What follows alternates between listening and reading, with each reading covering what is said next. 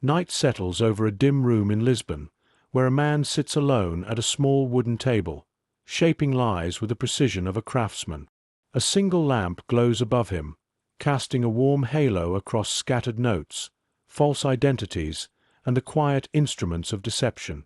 Outside, the city hums with the soft unrest of a world at war, but inside this room, the conflict unfolds in whispers. Every detail, every invented route, every fabricated courier, every imaginary agent, carries the weight of two continents leaning toward invasion. If you find calm in these quiet historical journeys, feel free to subscribe. It helps these stories reach those who need them. And let us know where you're listening from, or which moment stays with you the most. You're listening to Echoes of War. He is Juan Pujol García, though the world will come to know him by another name. Agent Garbo, the man who convinced Hitler's war machine that shadows were armies and silence was truth.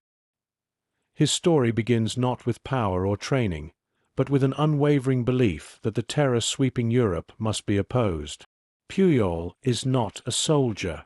He is not a spy.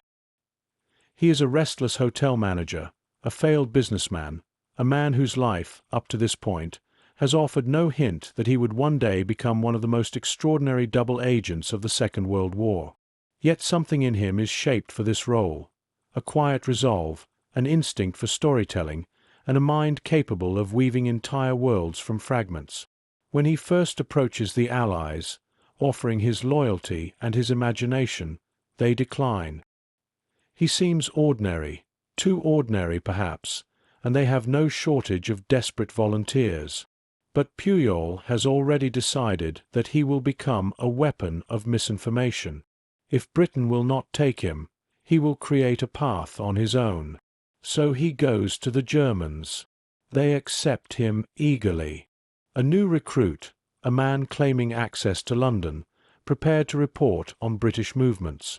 They give him money, invisible oversight, and a mission they believe will serve the Reich.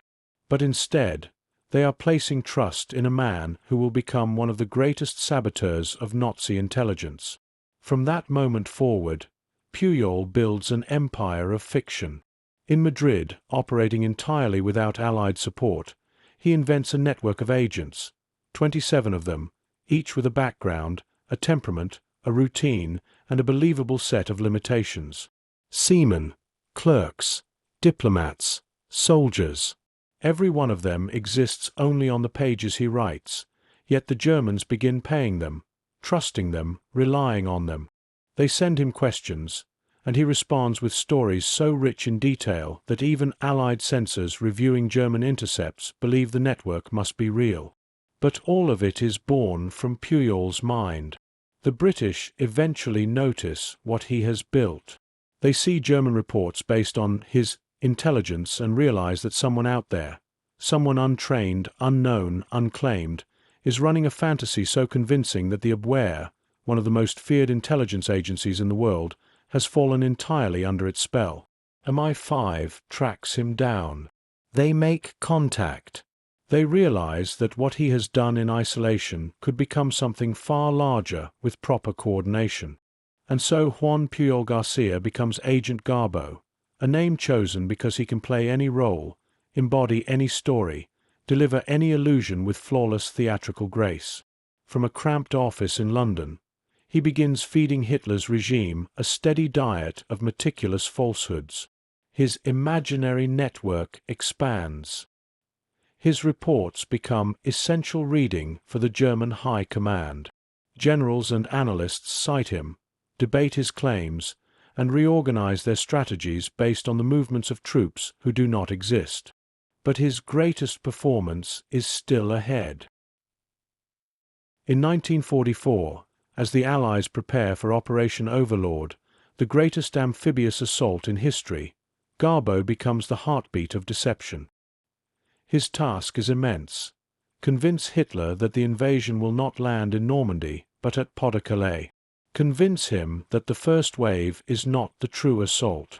Convince him that ghost armies, under generals who will never march, are gathering for an attack that will never come.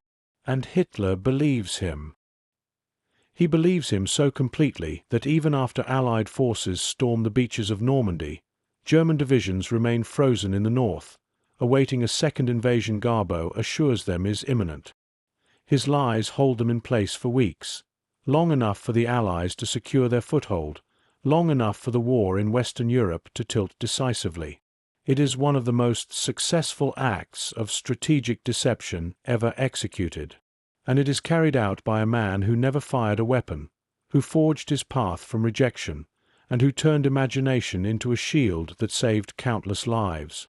This is his story, quiet, cunning, improbable, a tale of one man who reshaped the war not with force, but with words woven so carefully that even the most powerful regime on earth could not see through them.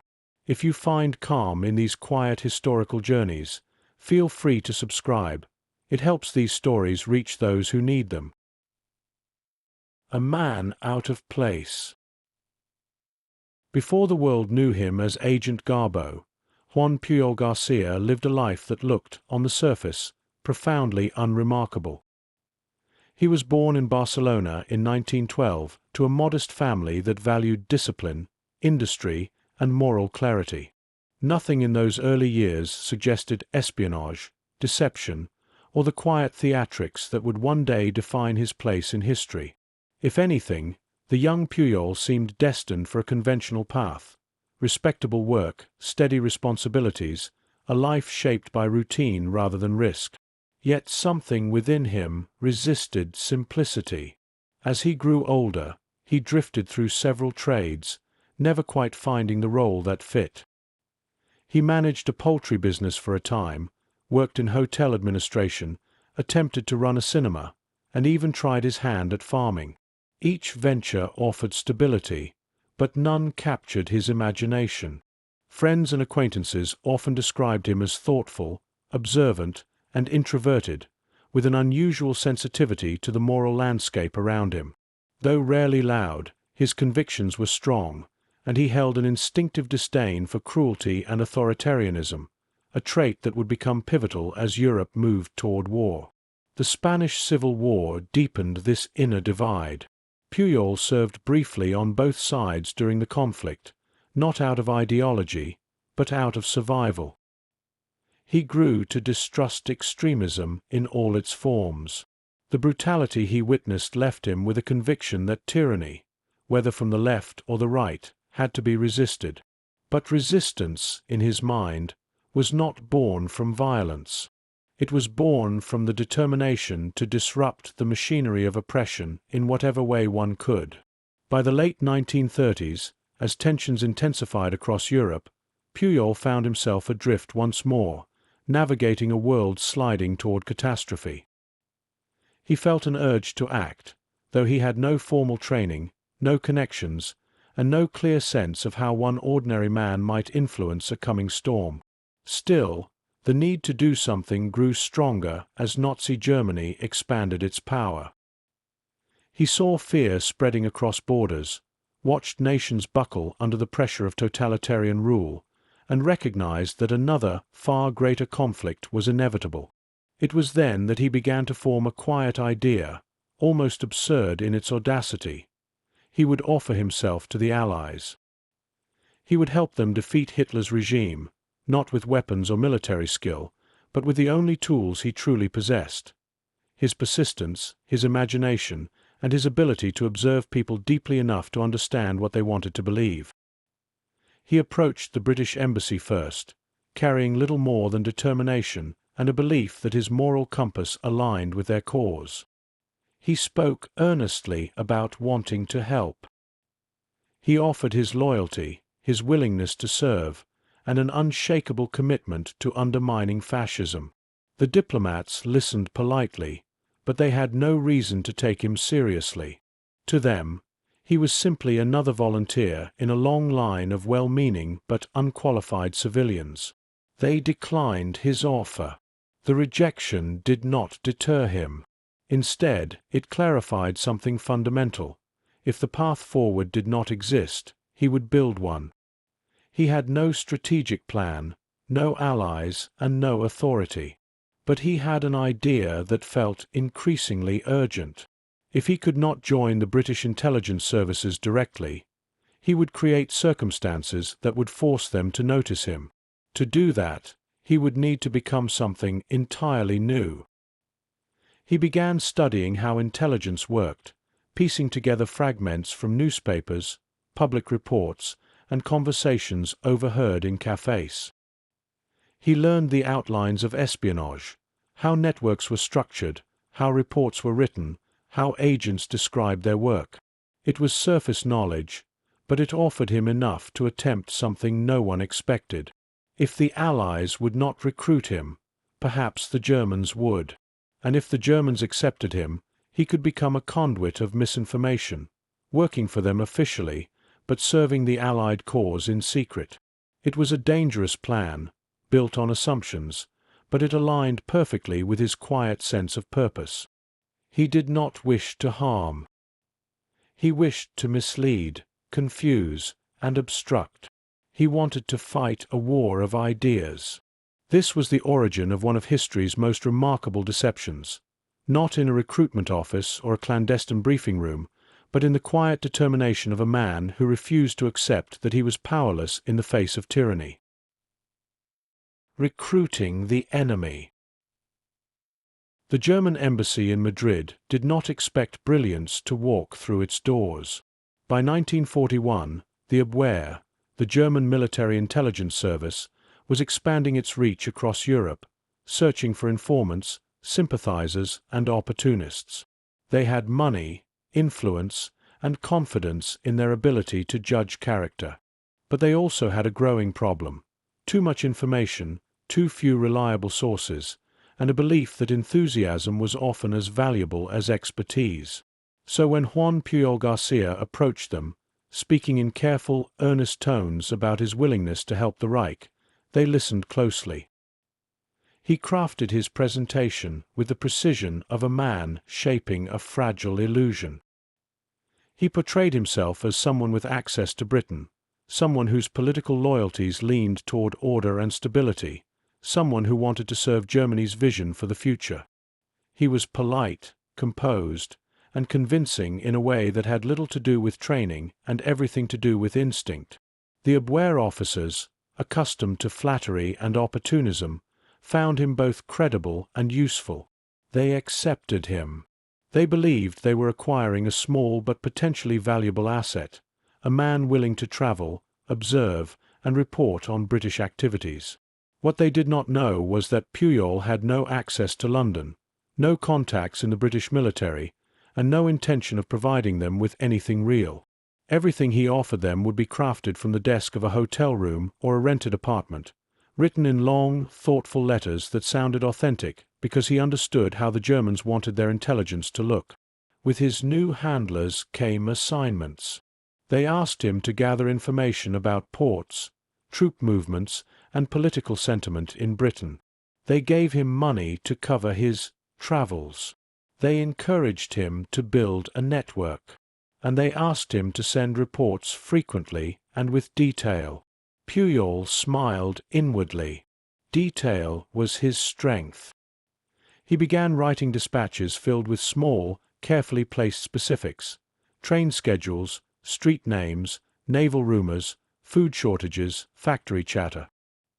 He used maps, newspapers, and imagination to assemble the texture of British life. Every report carried enough mundane truth to appear grounded, and enough strategic ambiguity to prevent contradictions. His letters read like the observations of a curious, diligent man moving through the city with purpose. The Germans were delighted. Within months, they were convinced they had discovered an exceptional agent operating deep inside British society. His reports were thoughtful, his tone measured, and his supposed network seemed both plausible and productive. Abwehr officers read his dispatches with a growing sense of pride. They believed they were shaping a powerful intelligence foothold in enemy territory, one that would soon influence the course of the war. But Pujol was just getting started. As his correspondence with the Germans deepened, he realized something extraordinary. They rarely questioned him. They accepted his invented facts with enthusiasm. They praised his diligence. In their eagerness for reliable intelligence, they failed to notice that the cities he described were ones he had never visited, that the agents he mentioned did not exist, and that his entire operation was a carefully constructed fiction. He took this as a sign, a confirmation that his approach could be expanded. Pujol began building his imaginary intelligence network. He created 27 agents, each with a distinct biography. There was a Venezuelan sailor who frequented British docks, a Welsh nationalist with access to industrial gossip, a civil servant with a knack for overheard remarks, and several soldiers with colorful personal histories. He developed their personalities: cautious, bold, sentimental, unreliable, meticulous. He gave them flaws, families, debts, quarrels, and reasons to be late with their reports. This attention to human detail made the entire network feel alive. The Germans paid salaries to people who did not exist. They grew frustrated when one of his agents fell ill or missed a meeting. They accepted that some personalities were difficult to manage. They even expressed condolences when one of his fictional operatives died unexpectedly, prompting Pujol to send funeral expenses that the Abwehr reimbursed without hesitation. It was deception elevated to art. Yet behind the quiet satisfaction, there was always danger. If the Germans ever realized he had no connection to Britain, everything would collapse instantly. His life, and the lives of those around him, would be put at risk. But Pujol trusted his ability to stay ahead of suspicion.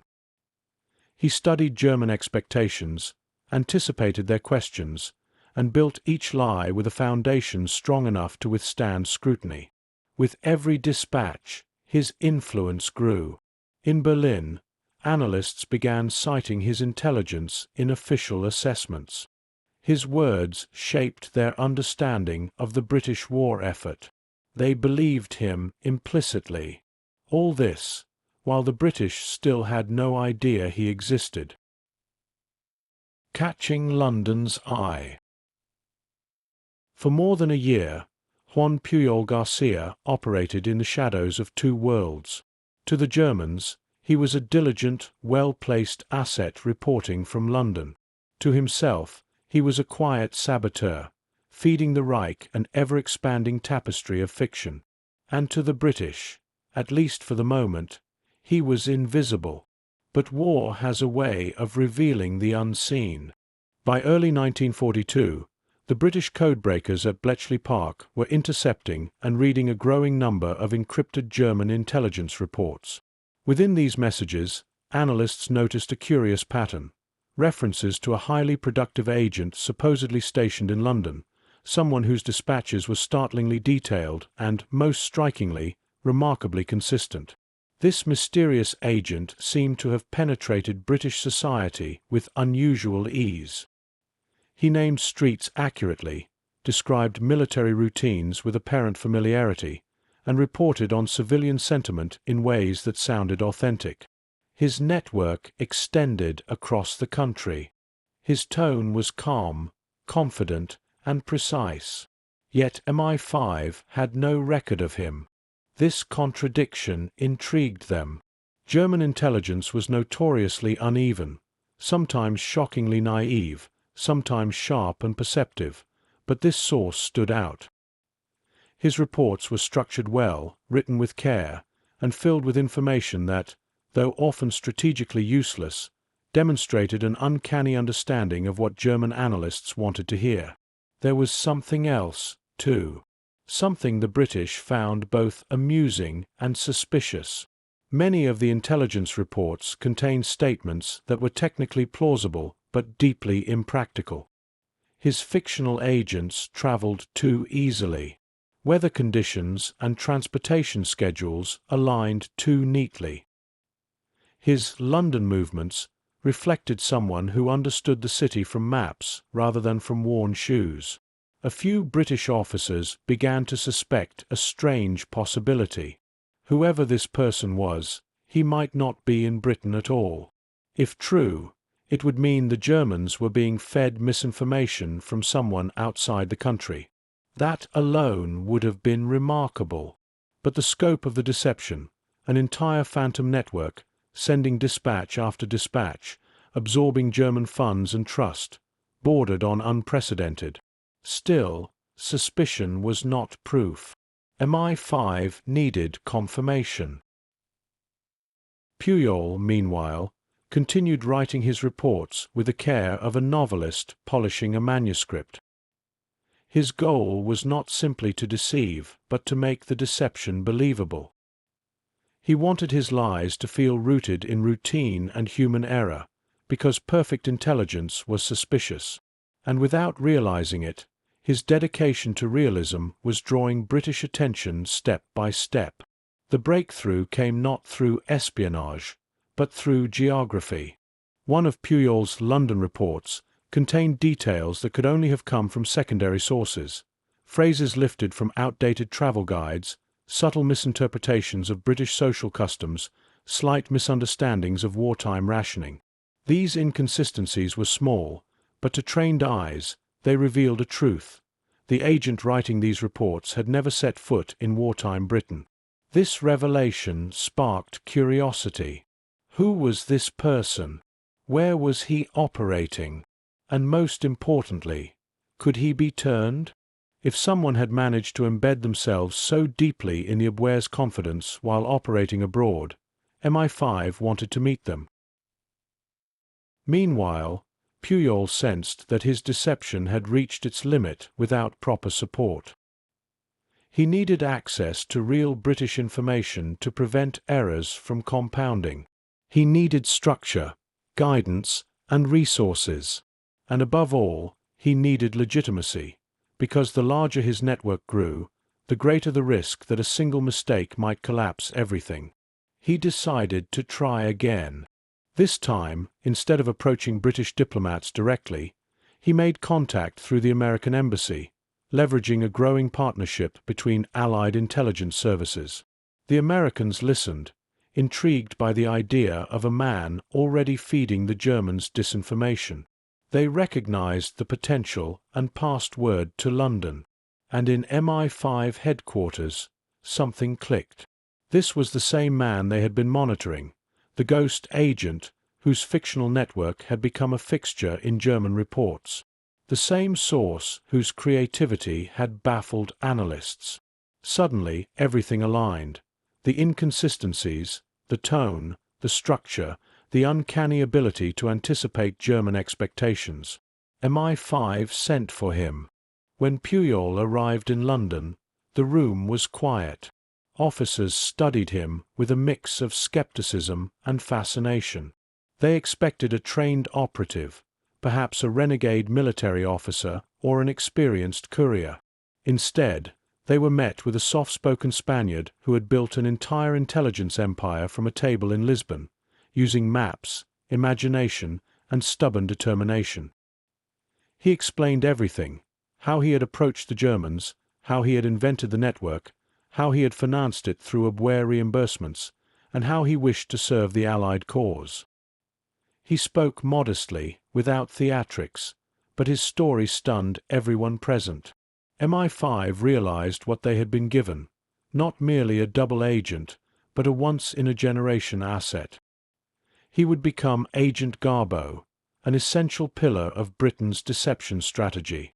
And soon, his greatest performance would begin. The birth of Agent Garbo. London received Juan Pujol García with a mixture of disbelief and opportunity. British intelligence officers were accustomed to evaluating volunteers, many of them enthusiastic, many disappointing, but nothing in their experience resembled the man who now sat across from them, modestly explaining how he had manipulated the Abwehr into trusting a network that existed entirely in his mind. At first, they tested him. MI5 officers asked to see the letters he had sent the Germans. They examined his tone, his phrasing, the rhythm of his invented intelligence. They studied the backgrounds of his fictional agents, the imaginary routes they traveled, the careful mistakes he had woven into their stories to make them believable. The more they read, the more astonished they became. This man was not improvising. He was constructing. His lies were not mere falsehoods. They were structurally sound. Each imaginary agent had a purpose in the network. Each report served a plausible operational need. Each delay, illness, or setback was placed with enough precision that it humanized the characters and prevented the Germans from questioning their authenticity. His entire system had been built on instinct, but an instinct as refined as any formal training. The British realized something rare. Juan Pujol García had the mind of a master intelligence officer, even though he had never served as one. Almost immediately, they moved to absorb him into the double-cross system, the network of captured or voluntary agents used to deceive the German war machine. But Pujol was different from anyone MI5 had ever handled. Most double agents required monitoring, coercion, or careful incentives. Pujol needed none of that. He had come to them willingly, driven not by money or survival, but by a moral conviction that totalitarianism must be opposed. They gave him a code name, Garbo. It was a nod to Greta Garbo, whose acting was considered flawless. This man, they felt, could play any role. Under British guidance, his work transformed. No longer isolated in Lisbon, improvising from newspaper clippings, he now had access to real British movements, updated military information, and controlled intelligence. MI5 handlers helped shape his fictional reports so that they misled without disrupting legitimate operations. A dedicated case officer, Tomas Harris, a multilingual, artistic, and perceptive intelligence officer, became his closest collaborator. Together, they refined his fictional world. His 27 imaginary agents received expanded histories and clearer motivations. Their relationships were deepened. Their inconsistencies were smoothed. Their usefulness to German intelligence grew.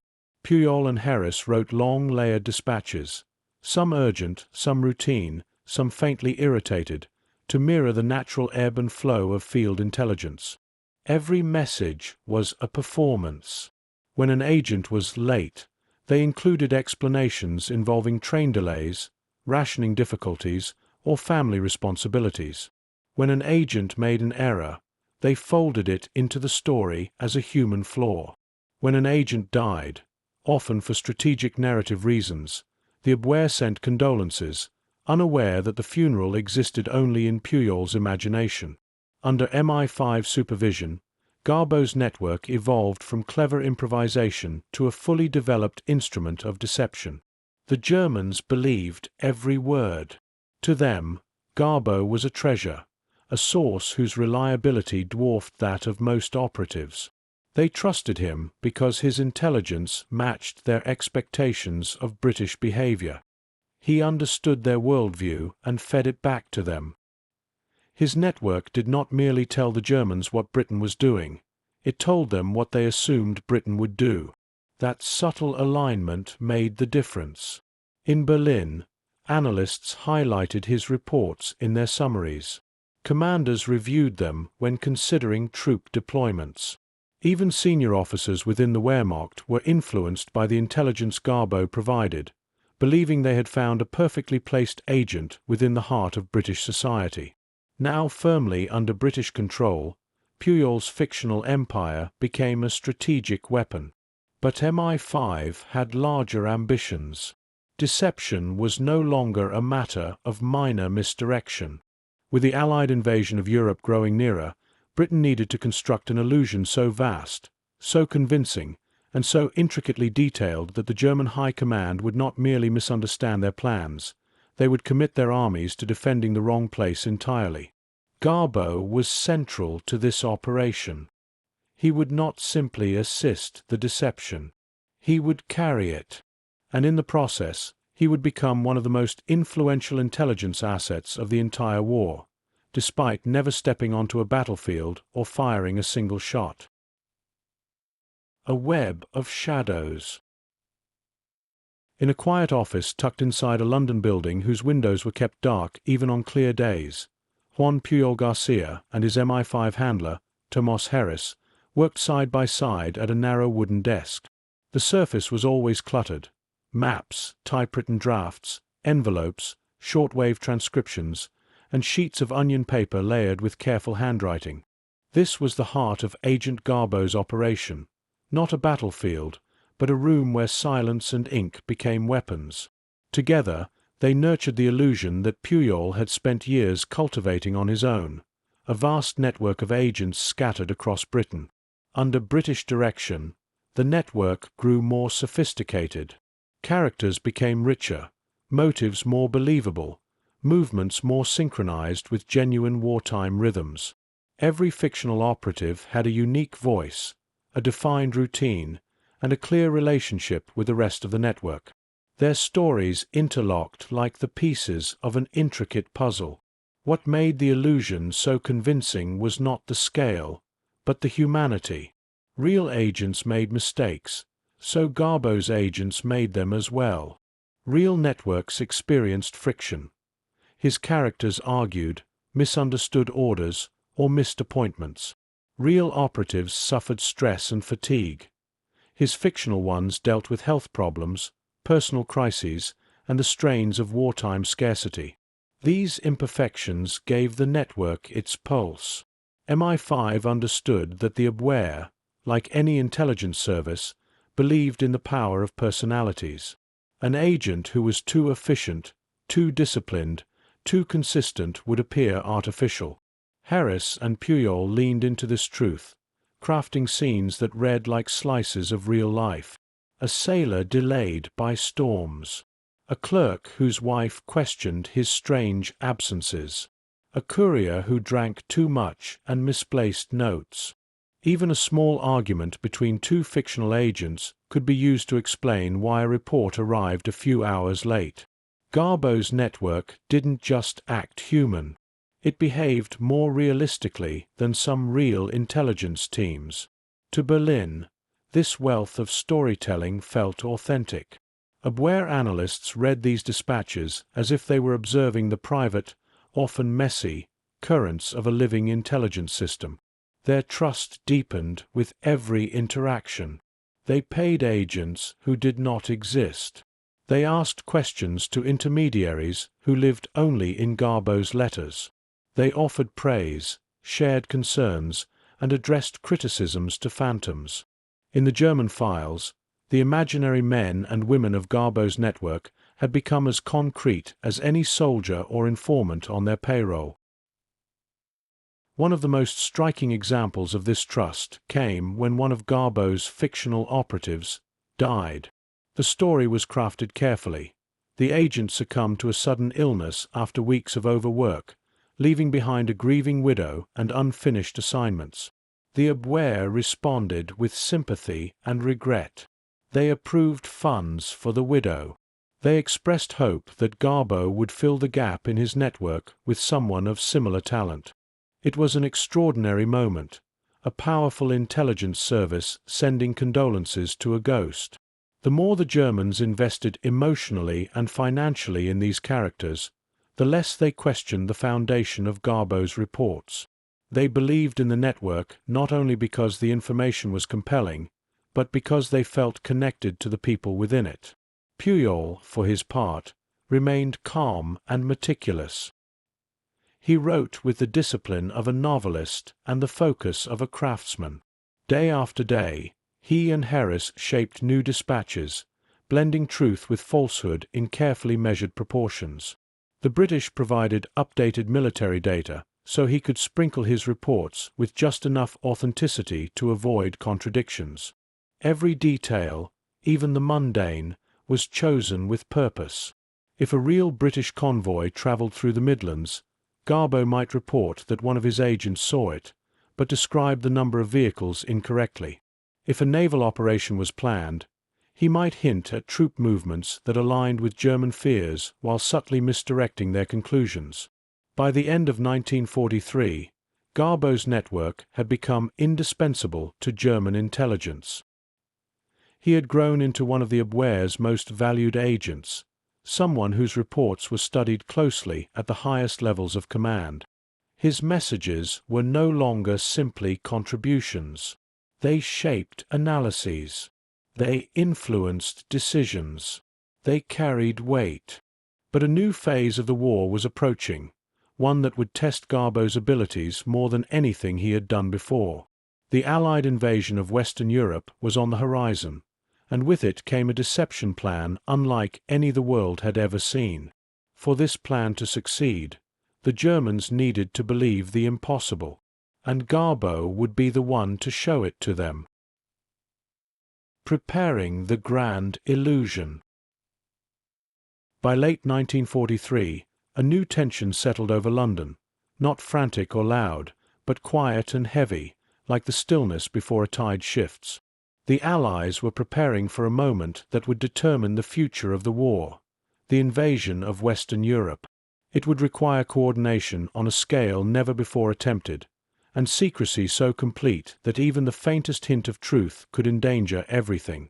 Within this tightening circle of planning, Agent Garbo moved steadily into the center.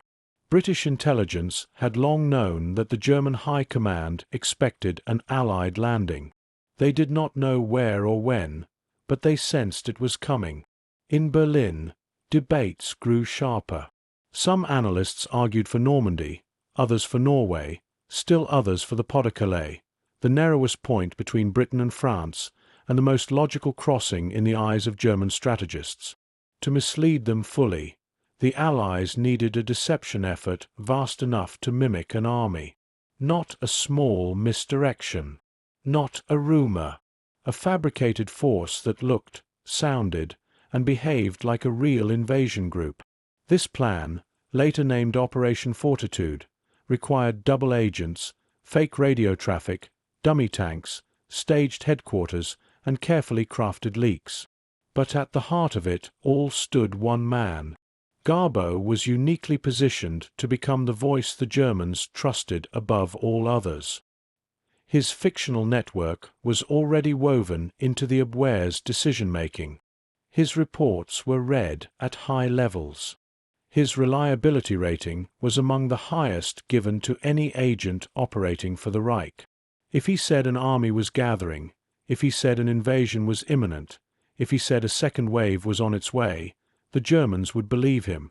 And so MI5 began preparing the stage. The first step was to reinforce Garbo's credibility even further. His network needed to behave as if it were monitoring Britain's preparations for war with painstaking detail. Harris and Pujol crafted long letters describing troop concentrations across England, supply struggles, and the gradual build-up of an army preparing for action. These reports aligned with German fears that the Allies were organizing not one, but multiple attack groups. Garbo's operatives described convoys seen at dawn, officers overheard in public houses, and coded remarks traded in railway stations. All of it vague enough to avoid contradictions, but specific enough to feel authentic. He placed imaginary units near the Scottish coast, hinting at threats toward Norway. He established the presence of a massive force in southeast England, one that would appear perfectly suited for an assault on Pas-de-Calais. These illusions gave shape to an invasion force that did not exist. The Germans swallowed it whole. Meanwhile, the British deception team built physical evidence to support his narratives. Inflatable tanks, wooden aircraft, and empty barracks filled with staged activity created a sense of movement. Trucks drove in circles to simulate logistics routes. Dummy landing craft-lined quiet beaches. The deception extended across sound, light, and routine. But without believable intelligence, even the best illusions might have crumbled. Garbo supplied that intelligence. Every time the Germans asked for confirmation, His network provided it. Every time they wondered about timing, he fed them something plausible. Every time inconsistencies arose, he smoothed them over with a kind of human detail only someone who understood narrative structure could create. One of the most brilliant aspects of his deception was its restraint. Garbo did not shout. He whispered. He reported minor movements first, then broader patterns, then growing urgency. His fictional couriers expressed concern about increased patrols. His operatives noticed more bombs being loaded on aircraft. His descriptions unfolded slowly, mirroring the real tension building across Britain as the Allies prepared for Operation Overlord. The Germans found this pacing convincing because it resembled the natural escalation of military activity. Garbo understood instinctively that the best lies do not surge. They accumulate. They gather weight. They settle like mist until they feel indistinguishable from reality. By early 1944, the Abwehr was convinced the Allies were preparing to strike at Pas-de-Calais. They believed an immense army under General Patton, an army that existed only in radio traffic and Garbo's reports, was waiting for favorable tides. They believed the Normandy coastline, though vulnerable, would not be the primary target. Garbo had aligned their assumptions perfectly with the Allied plan. Yet there remained a deeper challenge. The moment the actual invasion began, his role would enter a dangerous and delicate phase. If he warned the Germans too early, the deception would fail. If he warned them too late, the Germans might grow suspicious. His message would require timing so precise that it bordered on impossible. But Garbo was not afraid of complexity. He thrived in it. As spring approached and Allied forces waited for the right conditions to launch Operation Overlord, Garbo prepared for the most critical performance of his life, the moment when a single message, crafted in London but read in Berlin, would shape the course of the war. The night before the storm. By early June 1944, southern England had transformed into a landscape of waiting. Fields once quiet were filled with rows of vehicles covered in netting. Lanes carried endless columns of trucks moving under blackout conditions. Barracks hummed with low, nervous energy. Along the coast, ships gathered like silent silhouettes, their decks crowded with men preparing for a dawn that would reshape Europe. Within this growing tension, behind guarded doors and blackout curtains, Juan Pujol García prepared for the most delicate moment of his life. Operation Overlord, the Allied invasion of Normandy, was just hours away. For months, Garbo had been shaping the German worldview, persuading the Abwehr that the real invasion force aimed not for Normandy but for Pas-de-Calais. He had nurtured this belief carefully, consistently, and subtly, letting it settle deep into German strategic thinking. Berlin trusted him completely. Their confidence in his intelligence was so high that doubts scarcely surfaced anymore. Now, he would need to do something paradoxical.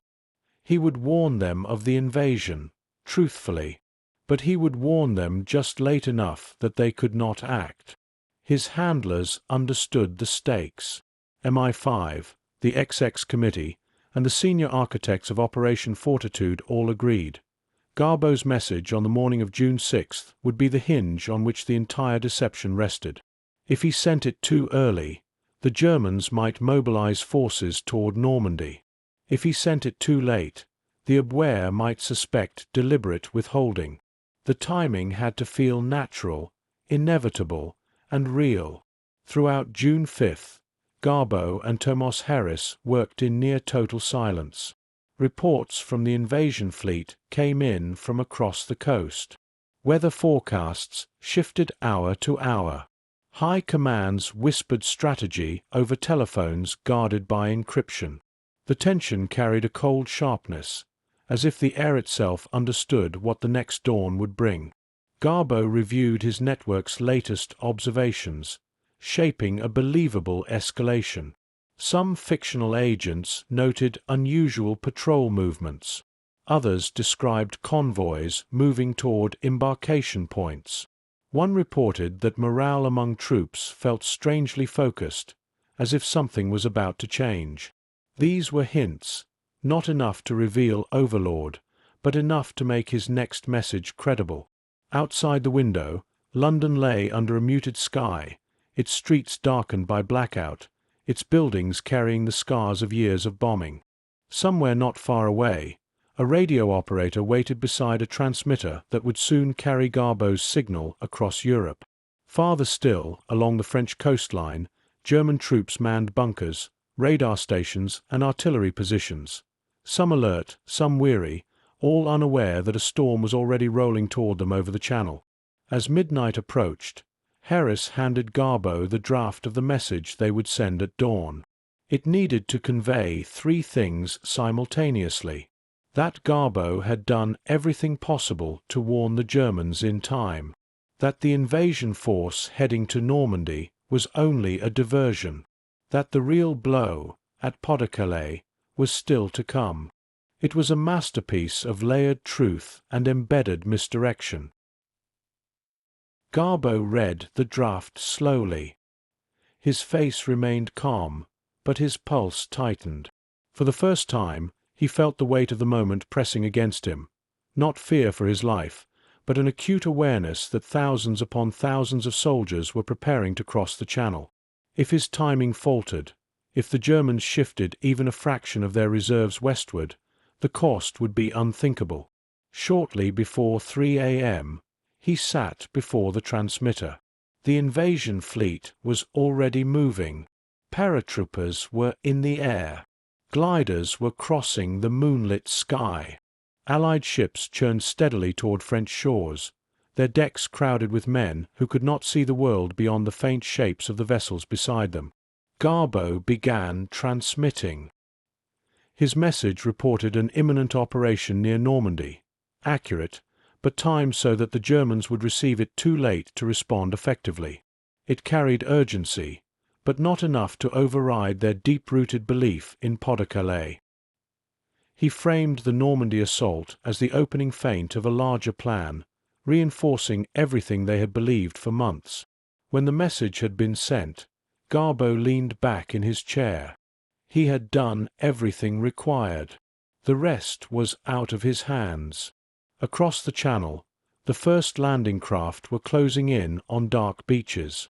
In Berlin, night shift intelligence officers logged Garbo's message, assuming it contained valuable but non-critical information. And in southeastern England, fields full of inflatable tanks and dummy installations continued their silent vigil, protecting the illusion he had built. Morning was coming, and with it, the world would change. A warning too late. The hours after Garbo's dawn transmission carried a peculiar quiet, an uneasy calm that settled across the MI5 office where he and Thomas Harris waited. Outside, the city was beginning to stir, unaware that thousands of Allied soldiers were now fighting their way through surf and gunfire on the beaches of Normandy. Radio operators nearby monitored German frequencies, listening for signs that Garbo's warning had reached the Abwehr. It had, but not in the way the Germans hoped. In Berlin, the message arrived in the early morning, logged by night shift analysts who had spent long hours reviewing routine reports. Garbo's dispatch described activity near Normandy, unusual movements, a sense of imminent action, the telltale signs of a military operation beginning to unfold. But the Abwehr, following its standard procedures, did not treat the message as an urgent alarm. By the time senior officers reviewed it, the invasion was already underway.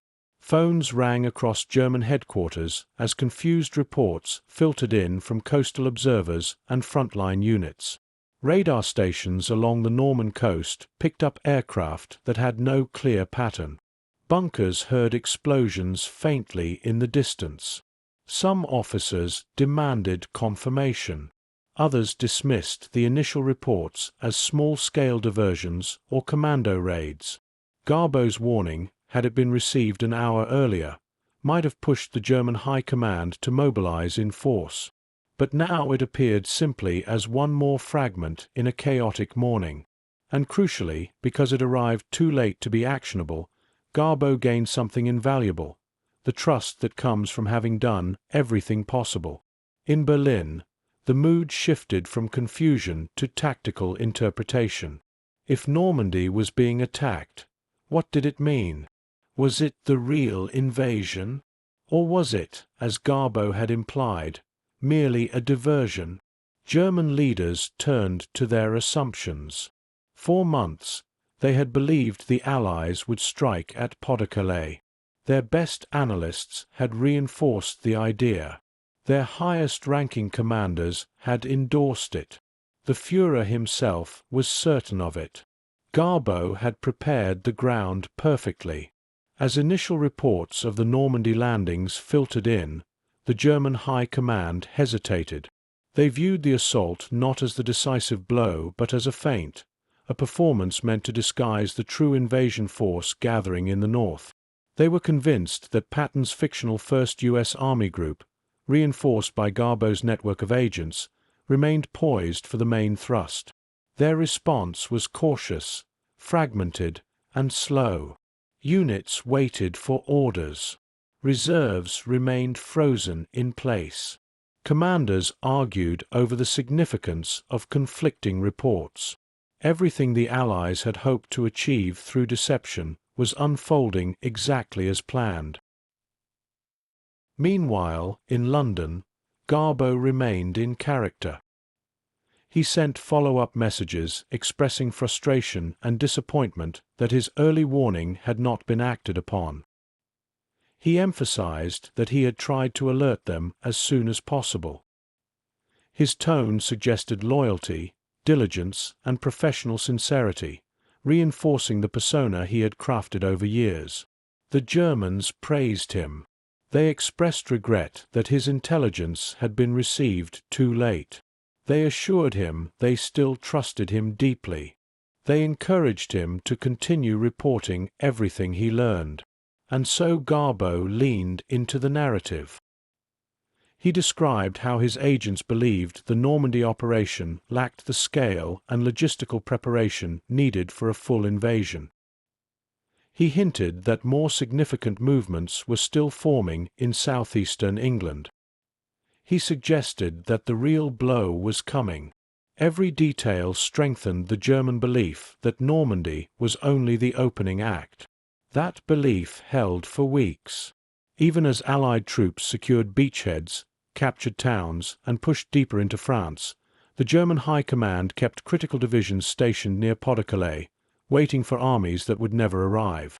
And the longer they waited, the more the balance of the war shifted. Garbo understood the gravity of what was happening, not in a triumphant sense, but in a sober, deeply human one. He knew his words had shaped the course of military deployments, influenced decisions made in command rooms, and affected the lives of countless soldiers on both sides. His work was not glamorous. It was quiet, slow, deliberate, and fraught with moral weight. But it was effective. No gunfire echoed in his office. No enemy soldiers ever stood before him.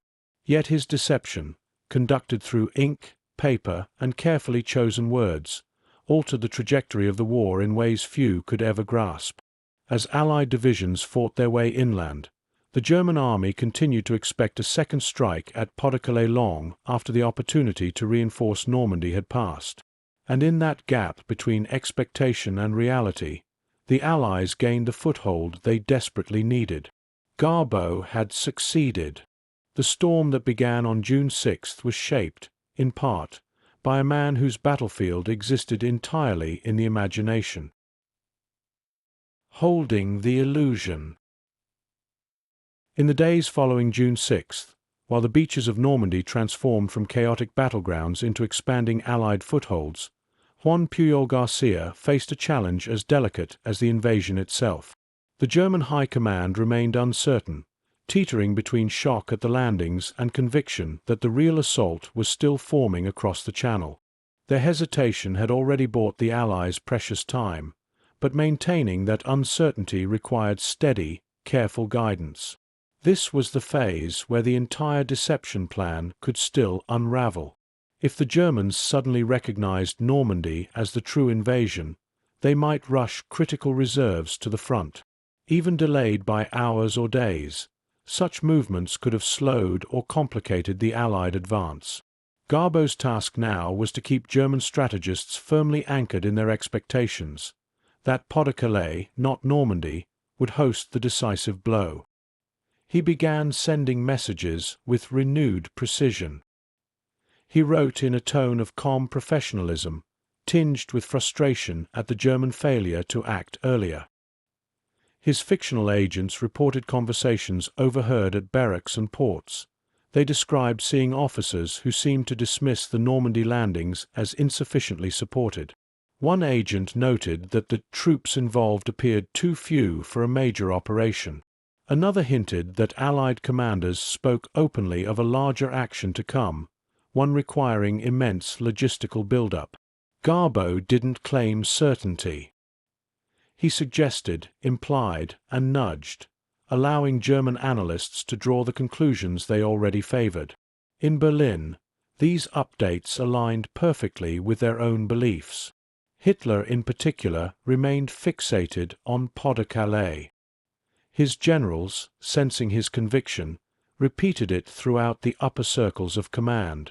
Even as alarming news arrived, Caen contested, Cherbourg threatened, Allied reinforcements landing steadily, the German high command clung to the notion that Normandy was a diversion. Garbo's intelligence confirmed their worldview with uncanny precision. Every message he sent reinforced a single, cohesive narrative. The Allies are setting the stage for a second, far larger invasion. He described troop movements that suggested a massive formation still gathering in southeast England. He cited delays caused by weather. He mentioned stockpiles of equipment supposedly destined for future landings. He provided schedules that never materialized. He hinted that General Patton's forces were preparing for decisive action. The Germans believed every word. One of the most brilliant aspects of this phase was Garbo's use of disappointment. He expressed regret that the Abwehr had not acted on his earlier warning. He wrote that some of his agents felt discouraged. He let the Germans feel the sting of missing an opportunity, subtly reinforcing the idea that a second chance was coming. And the Germans responded with reassurance. They told him they valued his work. They urged him to continue. They expressed confidence that his insights would guide future decisions. This emotional reinforcement strengthened the illusion even further. Meanwhile, Allied commanders monitored German deployments anxiously. For 10 days after D-Day, the Germans held powerful armored divisions near Pas-de-Calais, waiting for the invasion Garbo assured them was imminent. Even as reports from the front line grew more desperate, even as Rommel warned that the Normandy situation was deteriorating, even as Allied air superiority made movement increasingly perilous, the High Command hesitated. Garbo's words carried more weight than Rommel's warnings. His deception held firm through mid-June, then late June, then into early July. For more than 6 weeks, the Germans believed the second invasion was coming. They refused to send their strongest reserves into Normandy until the opportunity to shift the war had all but evaporated. And throughout that period, Garbo continued to write, methodically, responsibly, without flourish. His messages were not dramatic. They were steady, believable, ordinary. They fit neatly into the pattern of trust he had built over years. And because he never strained credibility, he never lost it. By the time the Germans finally accepted that Pas-de-Calais would remain quiet, the Allied advance was unstoppable. The deception had achieved everything it was designed to accomplish. Back in London, Garbo did not celebrate. His work, though essential, was invisible by design. He watched the news with quiet resolve, understanding the strange paradox of his role. He had shaped one of the most decisive phases of the war with tools so subtle that most would never know the impact. His battlefield was a desk. His weapons were phrasing, timing, and narrative structure. His victories were measured in decisions the enemy never made. He had held the illusion long enough for history to change. And though he did not seek recognition, the world would eventually try to grasp the enormity of what he had done. A man without training, without rank, who fooled one of the most powerful regimes on earth, twice. The man behind the masks. In the months following the Normandy landings, the name Garbo carried immense weight within Britain's intelligence circles. MI5 officers spoke of him with a mix of admiration and disbelief. His dispatches had become a cornerstone of Operation Fortitude, and the deception he helped execute had held the German High Command in place far longer than anyone dared predict. But while his fictional network grew in fame, at least among those who knew the truth, the man behind the operation remained quiet, almost self-effacing. Juan Pujol García never saw himself as a hero. He did not revel in his achievements. He viewed his work not as brilliance, but as duty. Yet there was something extraordinary about the life he now inhabited. Each day he stepped into another role, part observer, part storyteller, part strategist, part performer. The desk where he worked became a stage on which he adopted the voices of his imaginary operatives. One moment he was a discontented dock worker frustrated with rationing shortages. The next, a young woman reporting overheard gossip from military canteens. The next, a naval clerk concerned about unusual orders. Every voice had its own anxieties, rhythms, and habits. Garbo didn't merely write for them. He became them. This ability to shift seamlessly between perspectives was rare. MI5 officers often joked that he was less a double agent than a one-man cast, capable of running an entire espionage ensemble on his own. But behind the humor lay a deep respect. Pujol possessed an intuitive grasp of human behavior, what people wanted to believe, how they read tone, why they trusted certain details and doubted others. His empathy was his greatest skill. He understood fear because he had lived through civil war. He understood hesitation because he had spent years searching for purpose.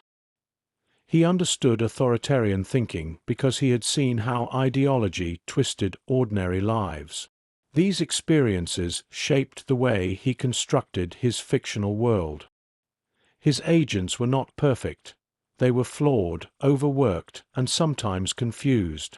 They made mistakes that felt human. They complained.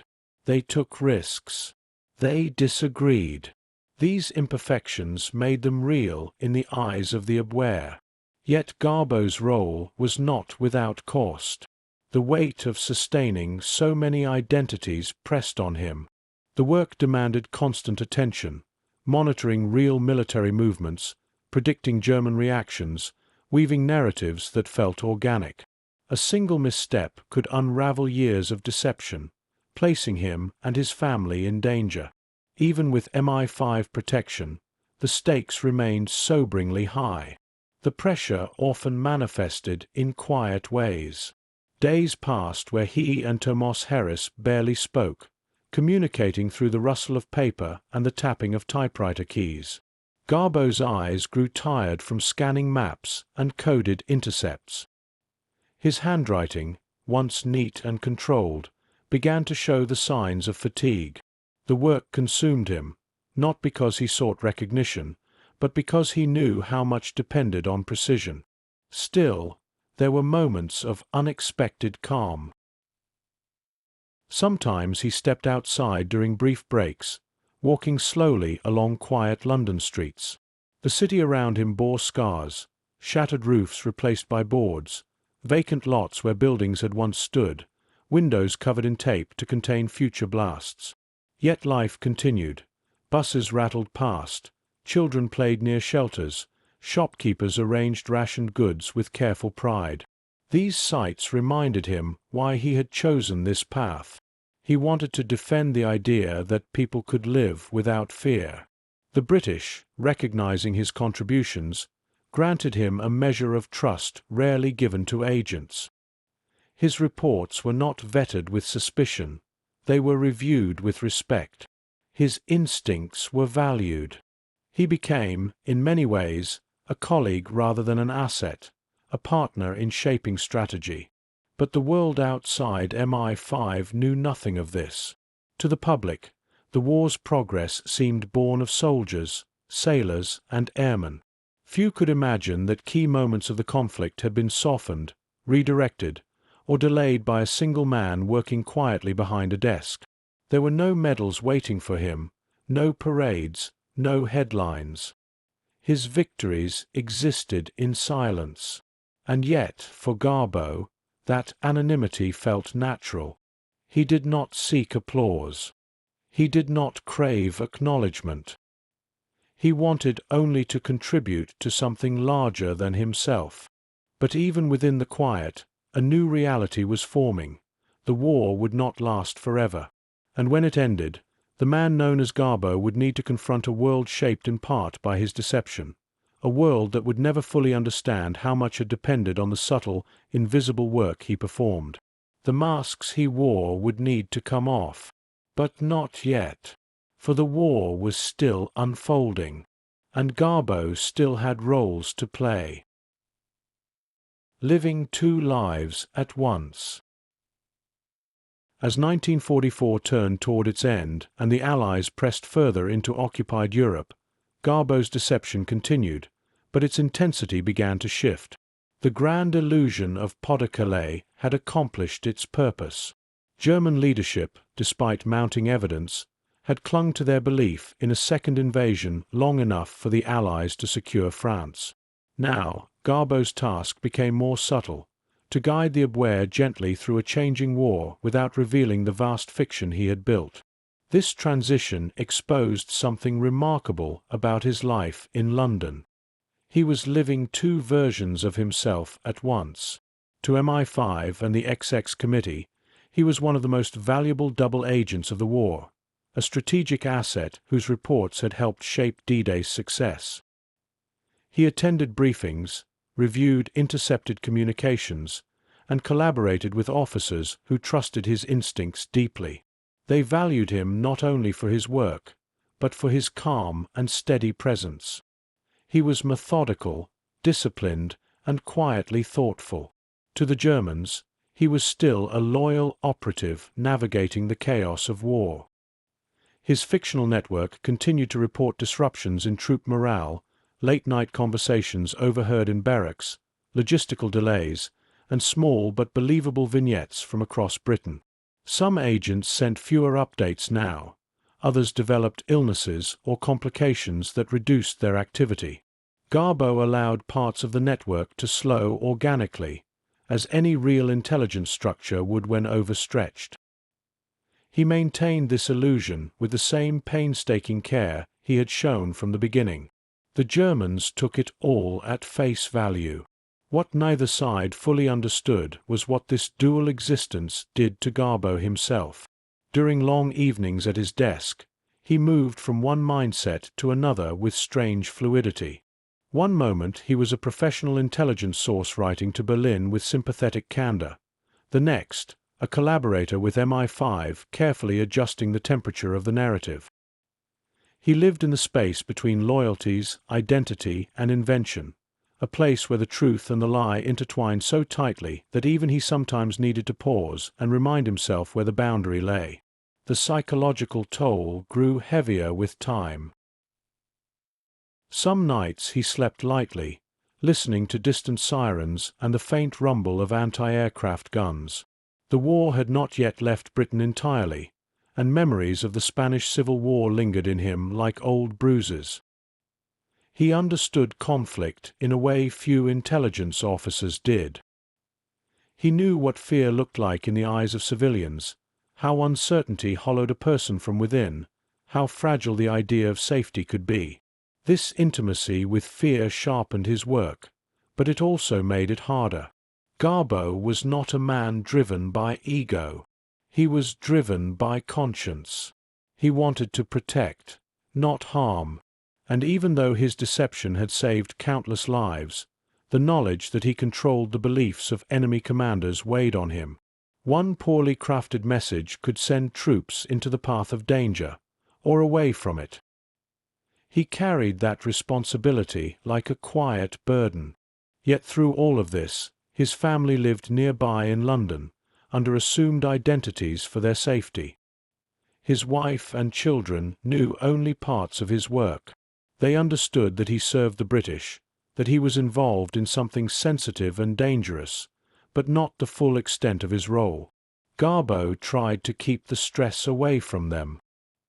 He wanted their home to feel like a refuge, not an extension of the war. But even there, the two lives often clashed. He would sit at the dinner table answering simple questions about the day while his mind replayed coded messages, intercepted reports, and the shifting strategies of the Reich. He would help put his children to bed, listening as they drifted into sleep, even while knowing that somewhere across Europe, German officers were reading his latest dispatch with complete faith. It was a strange form of isolation, surrounded by people, yet alone in the only work that defined his wartime identity. Still, he never faltered. He crafted his letters carefully, allowing some agents to fade, giving others new assignments, making the network's evolution feel natural as the war's momentum shifted. And through every message, he maintained the underlying illusion of competence and loyalty that the Abwehr had come to rely on. By late 1944, Germany's situation had deteriorated dramatically, yet they continued to trust Garbo, seeking his insights even as their world unraveled. His influence persisted not because he shouted, but because he had spent years building a foundation of credibility so subtle and believable that it held even under the weight of collapse. This was the paradox of his existence. He lived inside a deception so complete that both sides believed in his abilities, but only one knew the truth. A quiet influence over a collapsing regime. As winter 1944 deepened and the front lines shifted relentlessly against Germany, Garbo's role entered a curious phase. His influence remained powerful, yet the world he was influencing had begun to crumble. The Germans still turned to him for clarity, even as their situation grew more desperate, their communications more frantic, their confidence more brittle. And Garbo, ever precise, ever controlled, continued shaping their perception of a war they were no longer able to fully understand. But deception in a collapsing system carried its own challenges. The Abwehr became increasingly erratic. Reports arrived late or were routed through new channels as German intelligence fractured under pressure. Some analysts asked sharper questions, others grew strangely optimistic, clinging to fragments of hope as the Reich shrank on every side. Yet through all these distortions, Garbo's credibility remained intact. His tone, steady, measured, and consistent, provided a sense of stability they no longer found elsewhere. It was exactly the tone they wanted to believe. His fictional network mirrored the chaos of a war in decline. Some agents struggled to obtain information. Others claimed to face tighter security restrictions. A few simply ceased reporting altogether, subtly fading, as if unable to navigate the increasing turmoil. Garbo allowed the entire structure to weaken at a pace that felt organic. The Germans accepted it without question. To them, it reflected the natural strain of a nation under siege. Garbo's reports began to shift focus as well. He no longer crafted grand illusions of future invasions. Instead, he fed the Abwehr observations that echoed what they already suspected, that the Allies were determined, that German morale was weakening, that resources were stretched thin. These messages were not openly critical. They were sympathetic, tactful, sometimes even regretful. He wrote as a loyal agent trying to convey truths that pained him. The Germans responded with gratitude. In an era defined by betrayal and paranoia, they saw him as someone who spoke candidly but with loyalty. In the narrowing corridors of the Reich, his sincerity felt rare. Meanwhile in London, MI5 observed the disintegration of German intelligence with careful detachment. The double agent system had been so effective, so deeply embedded, that now, at the war's end, they needed to guide it toward a quiet conclusion. They could not simply sever ties or allow sudden silence. Everything had to end as it had begun, slowly, naturally, and without hint of the years-long deception beneath the surface. And so Garbo eased his network toward its final chapter. He sent occasional updates, nothing dramatic, reports of shortages, delays, agents who struggled to maintain contact, and small insights that aligned with the broader collapse of Germany. In Berlin, these messages were read with weary acceptance. Even as the Reich cracked under Allied pressure, they continued to believe in Garbo, the one agent who had never failed them. All the while, Pujol lived with a quiet awareness of what his work had meant. He knew that deception had saved lives. He knew that his lies had bought the Allies time when time mattered most.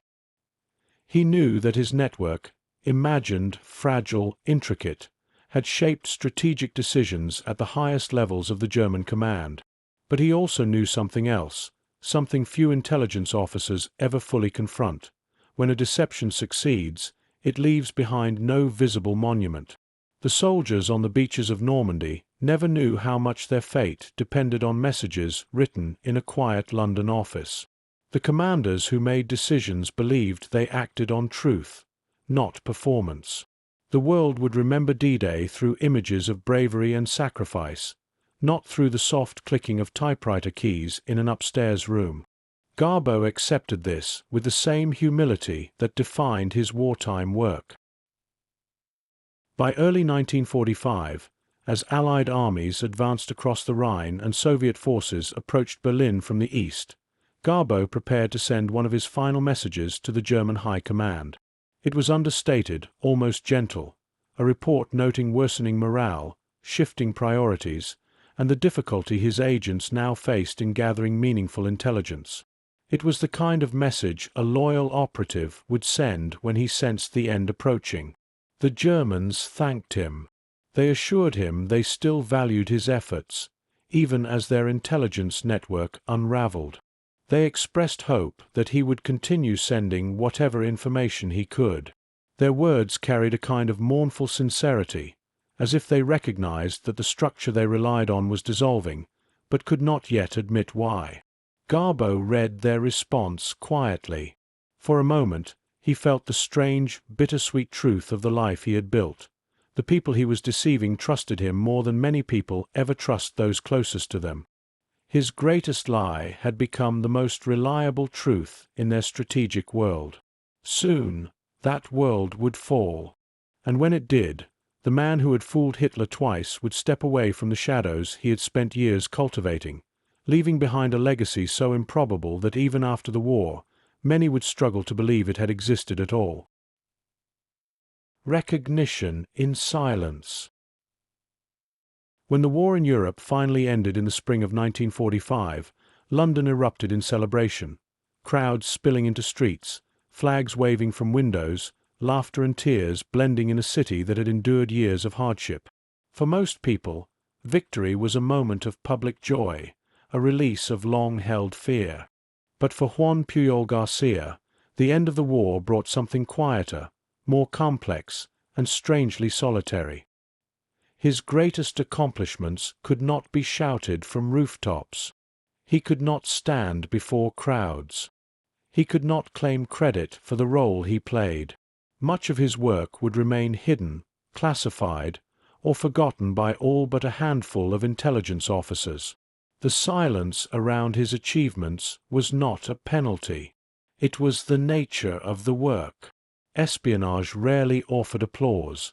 Deception never sought applause. Still, MI5 understood the magnitude of what Garbo had done. His deception had shaped the German High Command's decisions during the most critical moment of the war. He had created an entire fictional network that operated with such realism and emotional depth that it became one of the most trusted intelligence assets in the Reich. He had influenced military strategy not with force, but with imagination, patience, and the discipline of a mind built for nuance. But there was something extraordinary waiting for him, something that almost no double agent had ever achieved. Germany sought to honor him. In the chaotic final months of the war, the Abwehr, still unaware that they had been deceived from the very beginning, had recommended Juan Pujol García for one of the highest decorations given to foreign operatives.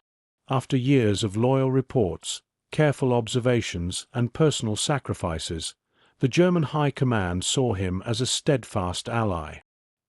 His network had provided them with insight, guidance, and a sense of stability during a period of escalating crisis. They awarded him the Iron Cross. It was an honor typically reserved for extraordinary service to the Reich, and they gave it to a man who had never once served them truthfully. The irony was profound, and perfectly in character for the life Garbo had lived. He had fooled them with his words, and now they commemorated the fiction. But the Germans were not the only ones who recognized his contribution. In Britain, a different honor awaited him. The Allies, aware of the unwavering loyalty and subtle brilliance that defined his work, prepared their own acknowledgment.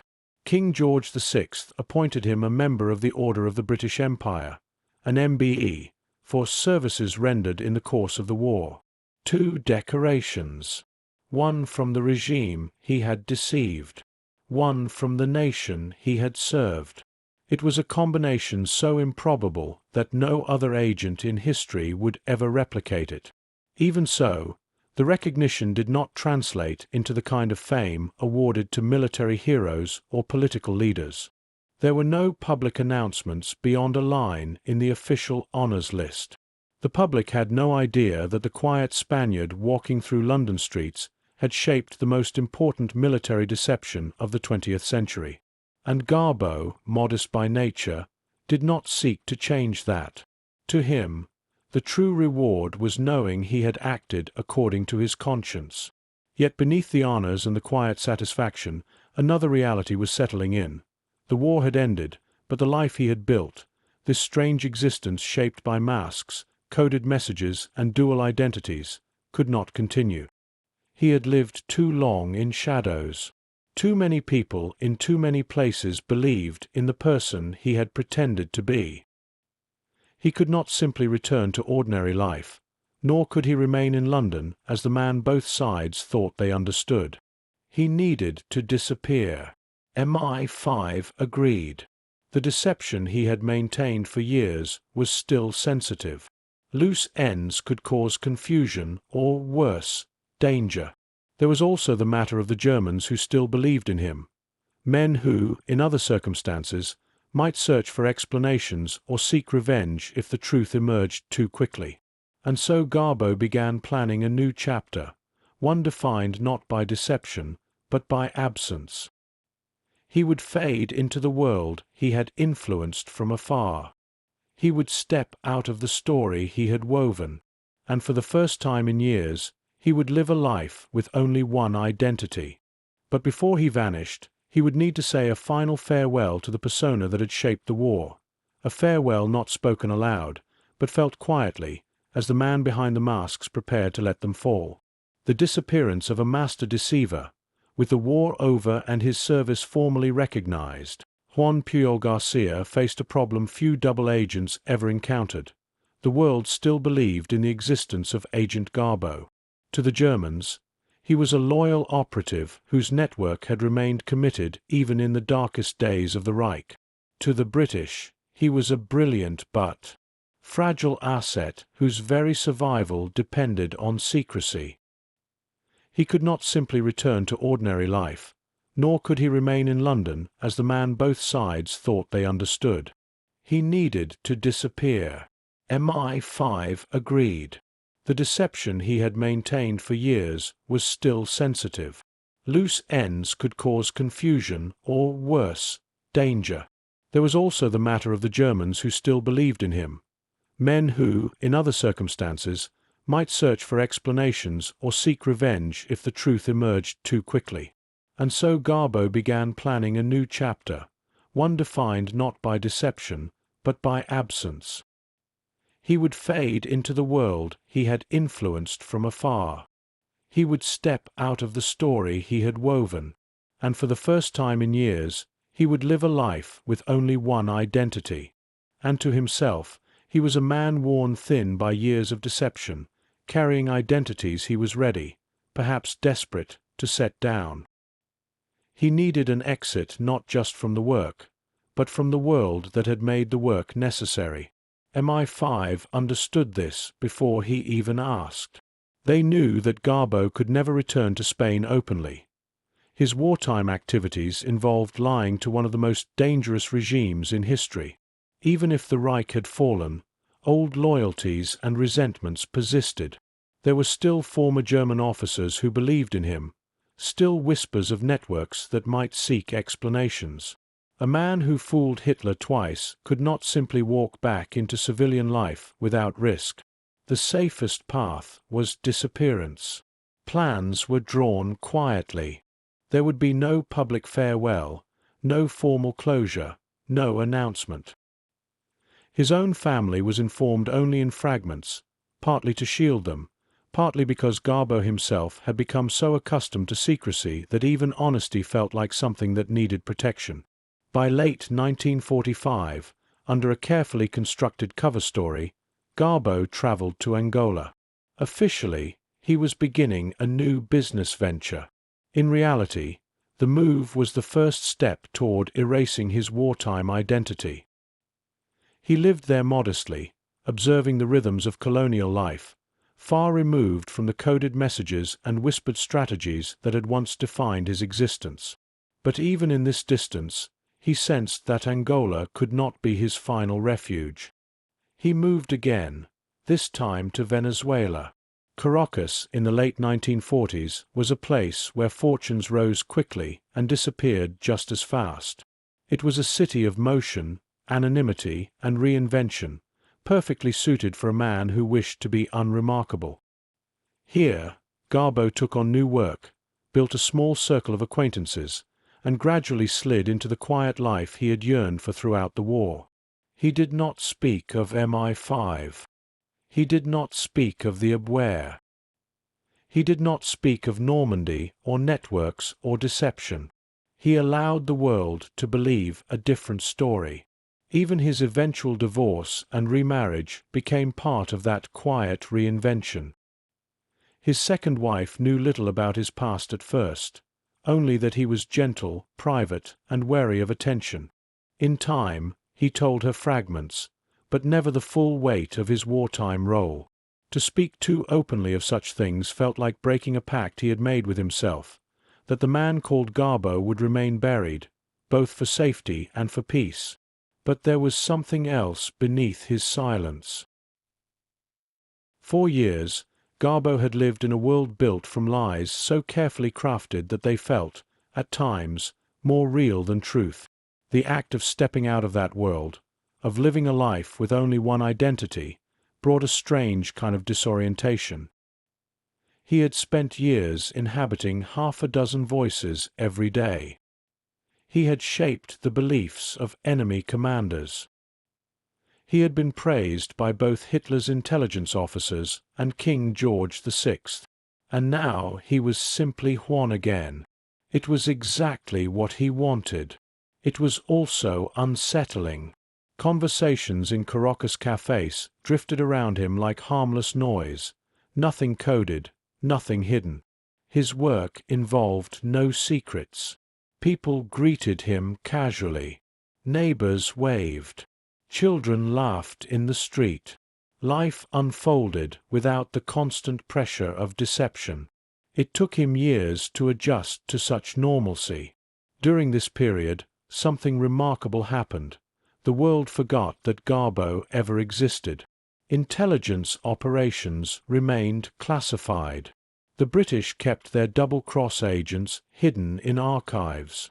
Historians wrote early accounts of D-Day without knowing the true scale of the deception behind it.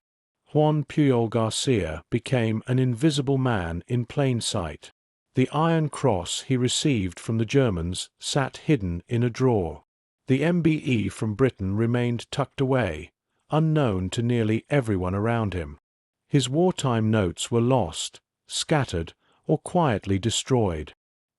He existed between two histories, honored by both sides, yet acknowledged by neither. And he was content with that. For the first time since he approached the British Embassy years earlier and offered his loyalty, he felt the weight of war lift from him. No more coded reports. No more fictional operatives. No more days spent crafting illusions with moral stakes that stretched across continents.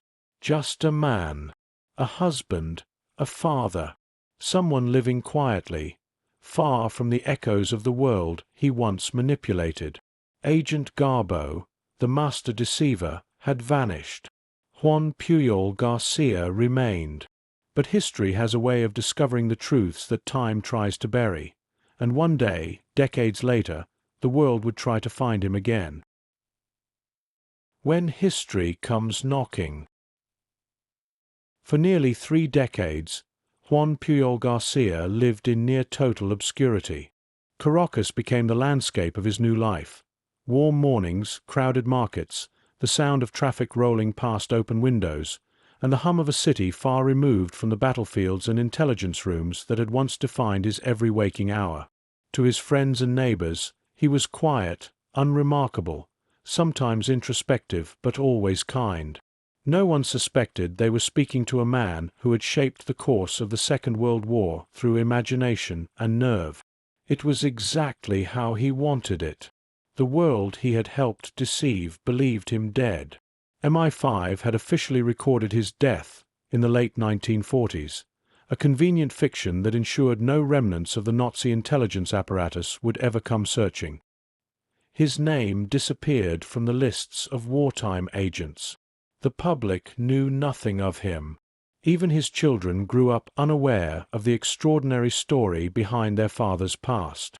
But history has a tendency to uncover its missing pieces. In the early 1970s, a British historian named Nigel West, persistent, curious, and determined to understand the full scope of Allied deception operations, began searching through wartime archives. He found references to an agent designated Garbo. He discovered hints of a network so elaborate it seemed impossible. He combed through double-cross files, piecing together fragments of operations that had been buried under years of secrecy. The more he learned, the more Garbo appeared not merely as a contributor to Operation Fortitude, but as its keystone. Yet something didn't add up. The archives declared Garbo dead, but there was no death certificate, no public record, no obituary. Just a note, a bureaucratic entry without detail. West began to suspect the truth. Garbo had not died. He had vanished. The hunt began. West traveled, interviewed former intelligence officers, followed whispered leads, and sifted through the kinds of small inconsistencies that espionage work often leaves behind. Eventually, through a chain of tenuous connections stretching from London to Lisbon to South America, he discovered something astonishing. Garbo was alive. Not in Europe. Not in hiding from justice. Simply living an ordinary life under an ordinary name in Venezuela. When West finally located him, Garbo was in his 60s, grey-haired, soft-spoken, and almost surprised that anyone wanted to hear the old story. He greeted the historian with politeness, even a touch of amusement, as if the visit were an echo from a life he had once lived but had long since folded away. He did not deny his identity. He did not dramatize his past. He simply told the truth. Piece by piece, He recounted the strange journey from failed businessman to one of the most consequential double agents in history. He described how he invented his network, how he balanced the expectations of both sides, how he navigated the psychological strain of living within layered fictions. He spoke of D-Day with humility, aware of the weight of it but never claiming more credit than he felt he deserved. What astonished West most was the simplicity of Garbo's demeanor. There was no bravado, no desire for fame, no bitterness about years spent unrecognized. Just a quiet man who had done what he believed was right. News of his rediscovery spread quickly among historians and intelligence communities. Invitations followed, interviews, conferences, commemorations. For the first time, Garbo stepped into the public light not as a myth or an anonymous asset, but as a man whose story the world finally wanted to hear. In 1984, something extraordinary happened, something that closed the circle of his life in a way almost too poetic to believe. Garbo returned to Normandy for the 40th anniversary of D-Day. He walked on the beaches he had helped shape not through combat, but through deception. Veterans shook his hand. Commanders thanked him. Journalists asked questions. For the first time, he felt the magnitude of his actions reflected back at him through the eyes of those whose lives had intersected unknowingly with his work. It was not triumph he felt. It was understanding. For decades, he had removed himself from history. Now history had gently placed him back where he belonged.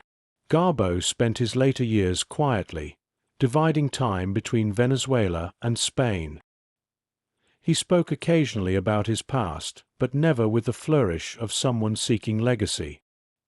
His goal had never been fame, and even with the world's acknowledgement, he remained deeply private. When he died in 1988, he left behind a story unlike any other, a story shaped by moral conviction, extraordinary imagination, and the ability to understand what people wanted to believe even better than they understood it themselves. A man who fought tyranny with lies. A man trusted by the enemies he deceived. A man celebrated by the allies he served. A man who vanished and was rediscovered by history itself. Agent Garbo. Juan Pujol García. The man who fooled Hitler twice. The weight of a quiet legacy.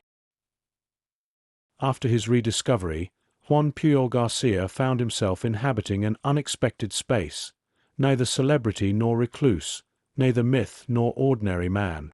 Instead, he became something rare, a living reminder that the course of history can hinge on actions carried out in silence, by people whose names the world never learns until long after the echoes of war have faded. For most of his life, he had believed that his contribution would be buried forever, sealed beneath classified files and forgotten beneath the larger, louder stories of generals, battles, and nations.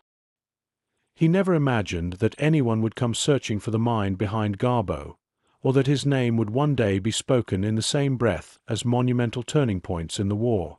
But once the truth emerged, the world seemed to wrestle with how to understand him. Journalists wanted to call him a hero. Historians wanted to label him a genius of deception. Intelligence officers wanted to study him as a rare anomaly. Garbo resisted all these labels, not out of false modesty, but because he saw his actions through a moral lens rather than an intellectual one.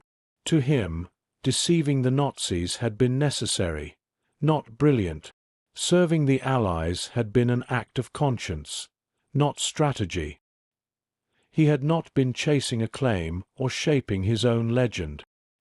He had simply tried to do the right thing in a world falling apart. Yet even he could not ignore what his deception had accomplished. Operation Fortitude, the great masquerade he helped orchestrate, was now regarded as one of the most successful strategic deceptions in military history. It had saved lives, shortened the war, and altered the balance of power during a critical moment. And at its heart, It had depended on his ability to understand human belief better than the systems built to interpret it. But the legacy that settled on him in his final years was not just strategic. It was deeply human. He had proven something few spies ever do. That courage can take forms quieter than gunfire. That conviction can be exercised without force. That a single individual, armed not with weapons, but with insight, can influence events that shape the world. When Garbo walked through the crowds at the 40th anniversary of D-Day, many veterans approached him with gratitude. Some thanked him for saving their lives, though he always responded that the true credit belonged to the soldiers who stormed the beaches. Others simply wanted to shake his hand, sensing that the man before them had occupied a space between the visible and invisible threads that held the war together. He accepted the gestures with humility, recognizing that their expressions were not about elevating him, but about acknowledging the interconnectedness of their sacrifices and his own. After returning from Normandy, his life settled once more into a gentle rhythm. He spent time with family, answered occasional letters from researchers, and attended a few private events related to wartime history. But he remained fundamentally private, content to let the world interpret his story while he withdrew from its noise.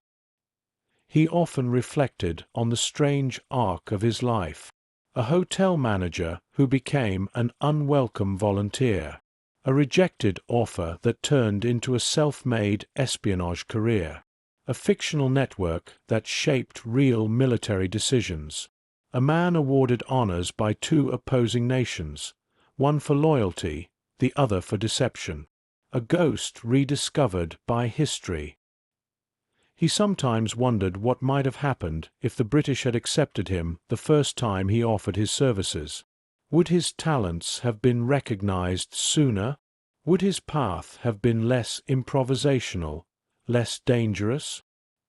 He never answered these questions aloud, because the truth was simple. The journey had unfolded exactly as it needed to. Every rejection, every risk, every improvisation had built the persona that fooled Hitler's intelligence network. Every lie told for the right reasons had helped shape a future where tyranny would fall. Every quiet decision he made had threaded itself into a much larger tapestry. In the end, the weight of Garbo's legacy was neither heavy nor triumphant. It was steady, like the man himself. He did not view his story as one of glory, but as a reminder that moral clarity can guide even the most unlikely individuals into acts of extraordinary consequence. And though he rarely sought recognition, he accepted one truth with quiet dignity. What he had done mattered, not for personal pride, not for historical fame, but for the countless lives impacted by the choices made in those silent wartime rooms. And with that acceptance, Juan Pujol García stepped into the twilight of his life with the same calm that had guided him through its most dramatic moments, content to let the world remember or forget him on its own terms, knowing that the truth of what he had done would endure regardless. Lessons carried in silence. As the years slipped into their final rhythm, Juan Pujol García carried his legacy not as a burden, but as a quiet truth folded neatly into the fabric of his ordinary days. He remained, to those around him, a gentle man, soft-voiced, thoughtful, never eager to dominate a conversation. There was nothing in his demeanor that revealed the magnitude of the lies he once spun, or the weight of the consequences that rested unseen behind them. And perhaps that was the greatest lesson his life offered, that extraordinary acts often come from people who appear, at first glance, entirely unremarkable. In interviews during his later years, Garbo spoke with calm clarity about the deception he had constructed. He did not dramatize it. He did not inflate his role. Instead, he described it the way one might describe a demanding craft, careful, meticulous, guided by intuition and moral conviction. He emphasized not the thrill of espionage, but the emotional endurance required to sustain a lie for years without slipping, without revealing the strain, without losing oneself in the layers of performance. He understood deception differently from most intelligence officers. To him, it was not merely a strategic tool. It was a responsibility. Every message he sent had carried consequences far beyond the paper it was written on. Every false movement he described could send real soldiers marching, or prevent them from doing so. Every imagined agent he invented became a thread in a web that affected lives he would never personally know. That awareness shaped his philosophy. He often said that lies, in the right context, could be an act of humanity, not manipulation for power or advantage, but misdirection used to protect, shield, and prevent suffering. "I deceived," he once remarked quietly, "because the truth would have killed more people." It was a sentence that encapsulated his entire wartime existence. When historians or journalists pressed him for deeper insight, wanting to know how he maintained so many fictional characters, how he anticipated German reactions so perfectly, how he balanced the emotional cost, he always returned to the same idea. "I believed fascism was evil. Everything else followed from that." His conviction had been simple, but unwavering. He had not been driven by ideology, wealth, or status.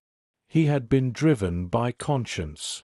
That clarity allowed him to carry the psychological weight of his deception without regret, even decades later.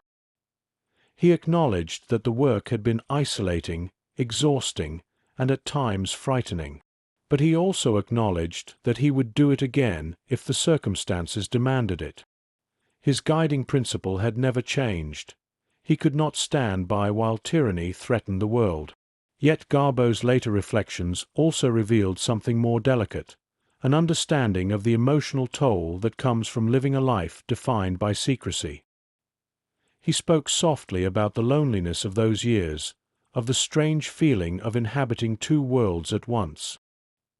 He admitted that, at times, even he struggled to remember where the inventions ended and the truth began. "There were days when the fiction felt more real than the world around me," he said once. "But I always knew who I was when I returned home." That anchor, family, quiet moments, ordinary routines, kept him grounded through a life built on extraordinary deception. In the years after his rediscovery, Garbo's story spread slowly but steadily. His name began appearing in books, documentaries, and intelligence histories. Students of espionage marveled at the complexity of his fictional network. Military scholars analyzed his dispatches as examples of strategic genius. Yet the man at the center of it all watched these interpretations with gentle detachment. He knew that stories take on lives of their own, that legends distort, that truth bends beneath the weight of storytelling. He accepted this with the same humility that guided his wartime choices. When asked what people should remember about him, he offered no grand statements, no proclamations about heroism or sacrifice.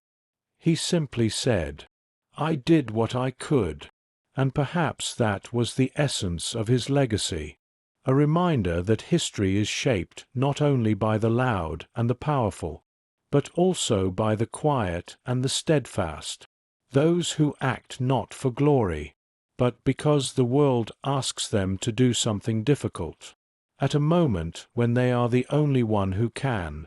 Garbo lived his final years with this understanding, that his influence had been immense, but his life did not need to be. He remained a man who valued simplicity, humility, and the comfort of anonymity, even after anonymity was no longer possible. A legacy hidden in plain sight. In the last stretch of his life, Juan Pujol García came to embody a quiet paradox, one of the most influential figures of the Second World War, yet a man who moved through the world as if hoping not to disturb it. His story had emerged from secrecy, been rediscovered by persistence, and was slowly taking root in the historical record. But fame, as it usually appears, never suited him. He preferred a gentler existence, far removed from the weight of his past. Still, recognition found him in soft, unexpected ways. Occasionally, a historian or former intelligence officer would visit, hoping to hear his recollections firsthand. They often arrived expecting to meet a dramatic figure, someone animated by tales of espionage, risk, and brilliance. Instead, they encountered a modest man who spoke with careful understatement, choosing his words as deliberately as he once composed coded messages. He smiled often. He apologized for his English. He listened more than he talked. Those who met him left with the impression that they had brushed against history not through spectacle, but through humility. Garbo received invitations to events commemorating the war, especially as the full scope of Operation Fortitude became more widely known.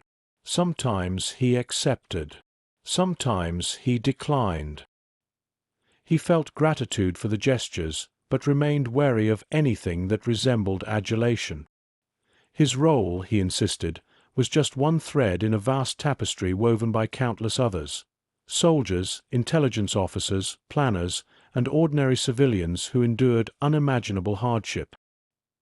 He believed that no single person should stand at the center of such a story. Yet even without seeking it, his legacy grew. Books began to include his name alongside the architects of D-Day. Documentaries highlighted his fictional network as one of the war's most ingenious instruments. Young intelligence officers studied his reports, marveling at how he understood the psychology of belief more deeply than any formal training could teach. The world was beginning to understand something Garbo himself had always known intuitively: that the key to deception is not complexity, but humanity. People believe what fits their fears. They trust what supports their assumptions. They follow narratives that feel familiar, comforting, or inevitable. Garbo's genius was not in creating lies. It was in creating characters and stories that felt alive. Stories the Germans wanted to believe. Stories crafted with empathy, not trickery. Stories that reflected the emotional truth of wartime uncertainty. This insight, this understanding of human belief, became the quiet core of his legacy.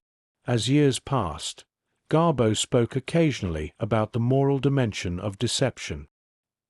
He insisted that lying, in his case, was an act of resistance. He emphasized that the purpose behind a deception defines its morality, not the deception itself. He worried that future generations might romanticize espionage as a game of shadows and brilliance without understanding its human cost. If people think of spies only as clever, he once told an interviewer, they miss the part that matters. The part that mattered, in his eyes, was conscience. He had lived through a civil war, watched Europe slide toward catastrophe, and made a choice rooted in a simple belief: that tyranny should not go unchallenged. Everything he later accomplished, the fictional operatives, the brilliantly timed messages, the influence over German strategy, had grown from that single conviction. Yet there was another lesson in Garbo's life, one he rarely voiced but often embodied: the ability to walk away. At the end of the war, when many sought positions of influence or continued roles in intelligence, Garbo did the opposite. He stepped aside. He let the world move on without him. He chose obscurity, not because he feared consequence, but because he desired peace. And in doing so, he demonstrated that the truest measure of a person is not how brightly they appear at their peak, but how gracefully they retreat afterward. In 1988, when Juan Pujol García died quietly in Caracas, many newspapers published brief notices acknowledging his extraordinary life. They listed him as Agent Garbo, the man who fooled Hitler, the double agent who shaped D-Day. Yet the tone of these tributes often missed something essential. To those who knew him, he was not a legend. He was a gentle, thoughtful man who chose integrity over glory. a man who carried the world's greatest secrets with humility, a man who saved lives without expecting a single one to remember his name. Today, Agent Garbo is studied in intelligence academies, written about in military histories, and admired by scholars of strategy and psychology. His legacy endures not only because he deceived a powerful regime, but because he did so with a moral clarity rarely seen in the murky world of espionage. He proved that courage can be quiet, that impact can be invisible, that a single individual, acting without fanfare, can alter the trajectory of history. Juan Pujol García left no monument, but his story, once hidden, nearly lost, has become its own testament to imagination, to conscience, and to the quiet strength of a man who fought tyranny armed only with his mind. A mind built for deception. Long before the world knew the name Garbo, long before coded messages flowed across continents and phantom agents shaped military strategy, there were subtle traits woven into Juan Pujol García's character, traits that, taken alone, seemed unremarkable. But together, they formed the foundation for one of the most extraordinary deception operations in history. Understanding Garbo requires stepping back into the quiet spaces of his childhood and early adulthood, before war transformed him into a master of illusion. He grew up observing more than he spoke.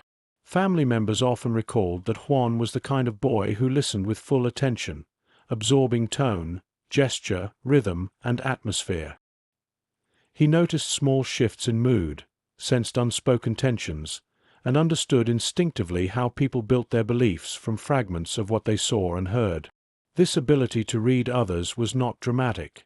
It simply made him thoughtful, cautious, and perceptive. As he moved through various jobs in his youth, managing chickens, running a small cinema, tending hotel accounts, he developed another skill: patience.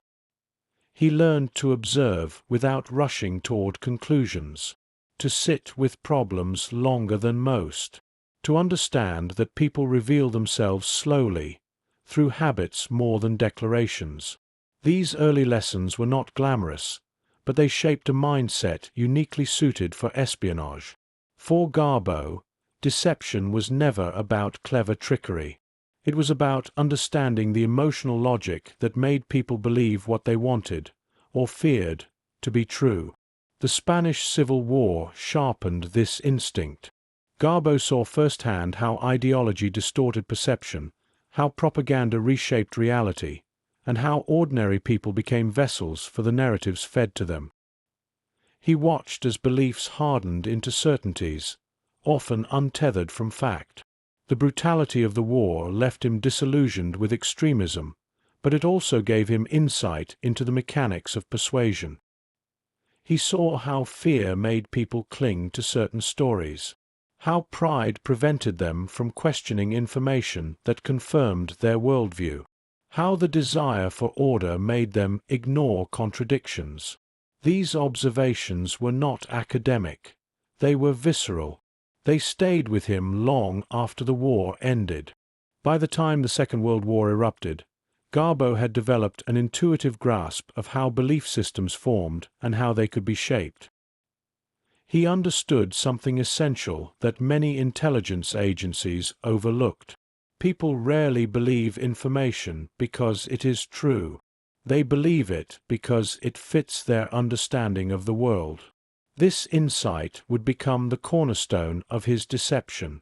When he approached the Germans pretending to be a pro-Nazi volunteer, he carefully crafted a persona that matched their expectations: respectful, eager, and ideologically aligned.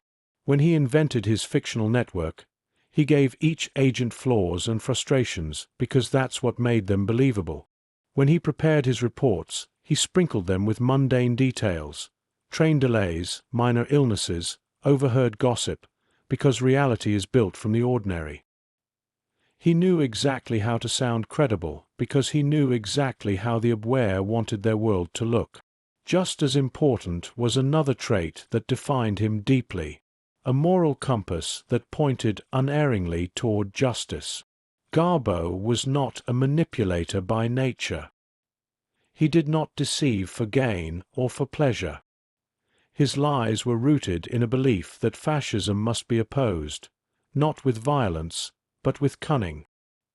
His deception was not an intellectual game, it was a moral act. This moral clarity gave him endurance.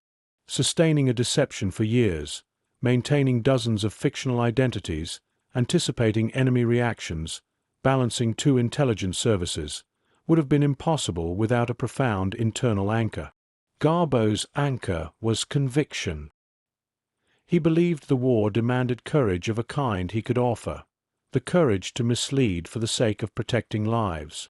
His personality, too, played a role. He was humble, soft-spoken, and unassuming, qualities that made him trustworthy, not threatening. People underestimated him, misunderstood him, or dismissed him entirely. This invisibility, this quiet presence, was not a hindrance. It was his greatest asset. He became a man who moved through the world without drawing attention, even as he shaped events from behind the scenes. By the time Garbo entered the double-cross system, these traits, patience, empathy, perceptiveness, moral conviction, and humility, formed an almost uncanny combination. Intelligence officers remarked on how naturally deception came to him, as if he had been trained for it from childhood. But he had not been trained. He had simply lived a life that taught him how people think, how they believe, and how they can be guided without ever realizing it. What made Garbo extraordinary was not genius, but alignment. The right mind, the right character, and the right moment in history coming together in a way no one could have predicted. His deception succeeded not because he manipulated systems, but because he understood people. And as the war unfolded around him, shaped in part by the illusions he crafted, Garbo became something few intelligence officers ever achieve: a man who influenced global events, without needing to be seen. The art of belief. For all the complexity and scale of his deception, Garbo's methods rested on a simple but profound understanding. People do not respond to facts, they respond to stories. And during the height of the war, no intelligence network in the world, German or Allied, was prepared for an adversary who could craft stories the way Garbo did. He built his fictional world the same way a novelist builds a believable universe, with texture, contradiction, rhythm, and quiet emotional truth. His deception worked not because it was elaborate, but because it felt alive. 1. He anchored lies in the ordinary. Garbo knew that intelligence officers were accustomed to reading reports filled with numbers, troop strengths, logistical changes, and strategic movements. But war is rarely lived in those terms. Soldiers complained about food. Civilians talked about rumors. Workers misheard orders. And so Garbo filled his dispatches with the mundane flourishes of everyday life. An agent delayed because a bicycle tire burst. A quarrel between operatives over lateness. An overheard argument in a pub. A clerk forgetting to forward a letter. None of these details advanced a plot, but they made his fictional network believable. In Berlin, analysts nodded at his reports because they recognized something human in them: messiness, conflict, imperfection. Truth rarely arrives polished. Garbo understood that instinctively. 2. He gave his agents human weaknesses. Most falsified intelligence fails because the fabrications are too clean. Garbo did the opposite. He created agents with personal flaws, unreliable habits, and uneven performance. One drank too much and missed meetings. Another constantly misunderstood orders. Another had family issues that pulled him away from work. One died of natural causes, a bold move no other double agent attempted. When that fictional agent died, The Germans sent condolences and approved funeral expenses. That moment alone proved how deeply Garbo had embedded himself in their trust. 3. He let the Germans teach themselves. Garbo did not force the Abwehr to believe his stories. He guided them toward the beliefs they already held. He understood their worldview, that the Allies would choose Pas-de-Calais over Normandy, that large armies would behave in predictable patterns. That pattern, widely respected, would lead the decisive blow. That Britain was struggling with morale and supply constraints. By aligning his reports with German assumptions, his lies felt like confirmations rather than inventions. Deception, he knew, succeeds when the target deceives themselves. 4. He used timing as a weapon. The most brilliant deception in the world is useless if delivered at the wrong moment. Garbo mastered timing the way a conductor masters tempo. He learned when the Germans were most receptive, when uncertainty made them vulnerable, and when reassurance would cement false beliefs. His D-Day message remains one of the finest examples of timing in espionage. Sent too late to help, too early to seem suspicious, and perfectly aligned with German expectations. It was deception executed by the clock. 5. He avoided the fatal mistake, overconfidence. Garbo understood that the greatest risk in deception was giving too much. A lie too dramatic invites scrutiny. A detail too precise invites checking. A report too helpful becomes unbelievable. So he held back. He let his network behave naturally, sometimes brilliant, sometimes flawed, sometimes quiet. He resisted the temptation to dazzle the Abwehr with cleverness. Instead, he offered consistency, humility, and patience. His restraint made him seem honest. By doing less, he achieved more. 6. He built emotional rapport with his handlers. Perhaps the most overlooked aspect of Garbo's deception was the emotional connection he cultivated with the German officers who relied on him. His tone was respectful, deferential, and earnest. He sounded like a man committed to their cause, not to espionage theater. He expressed worries. He apologized for delays. He admitted to doubts. He shared sympathy for their struggles. This emotional authenticity forged a bond that intelligence training could never match. The Germans saw him not just as a source, but as a colleague, someone trustworthy, diligent, and loyal. Trust is the currency of espionage. Garbo earned it with honesty in everything except the facts. 7. He understood that belief is a two-way street. Garbo's deception succeeded because he believed in the world he created. He held his fictional universe in his mind with unwavering consistency. Even when writing dozens of reports across multiple characters, he never contradicted himself.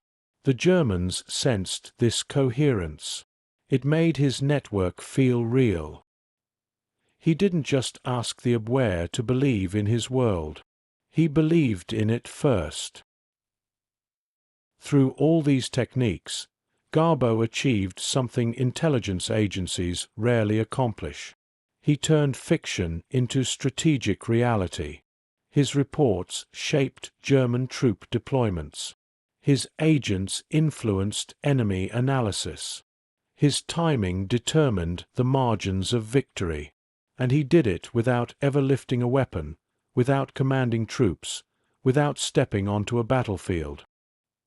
He fought the war in the quiet space between imagination and belief, proving that human psychology can be as decisive as any military force. What made Garbo indispensable?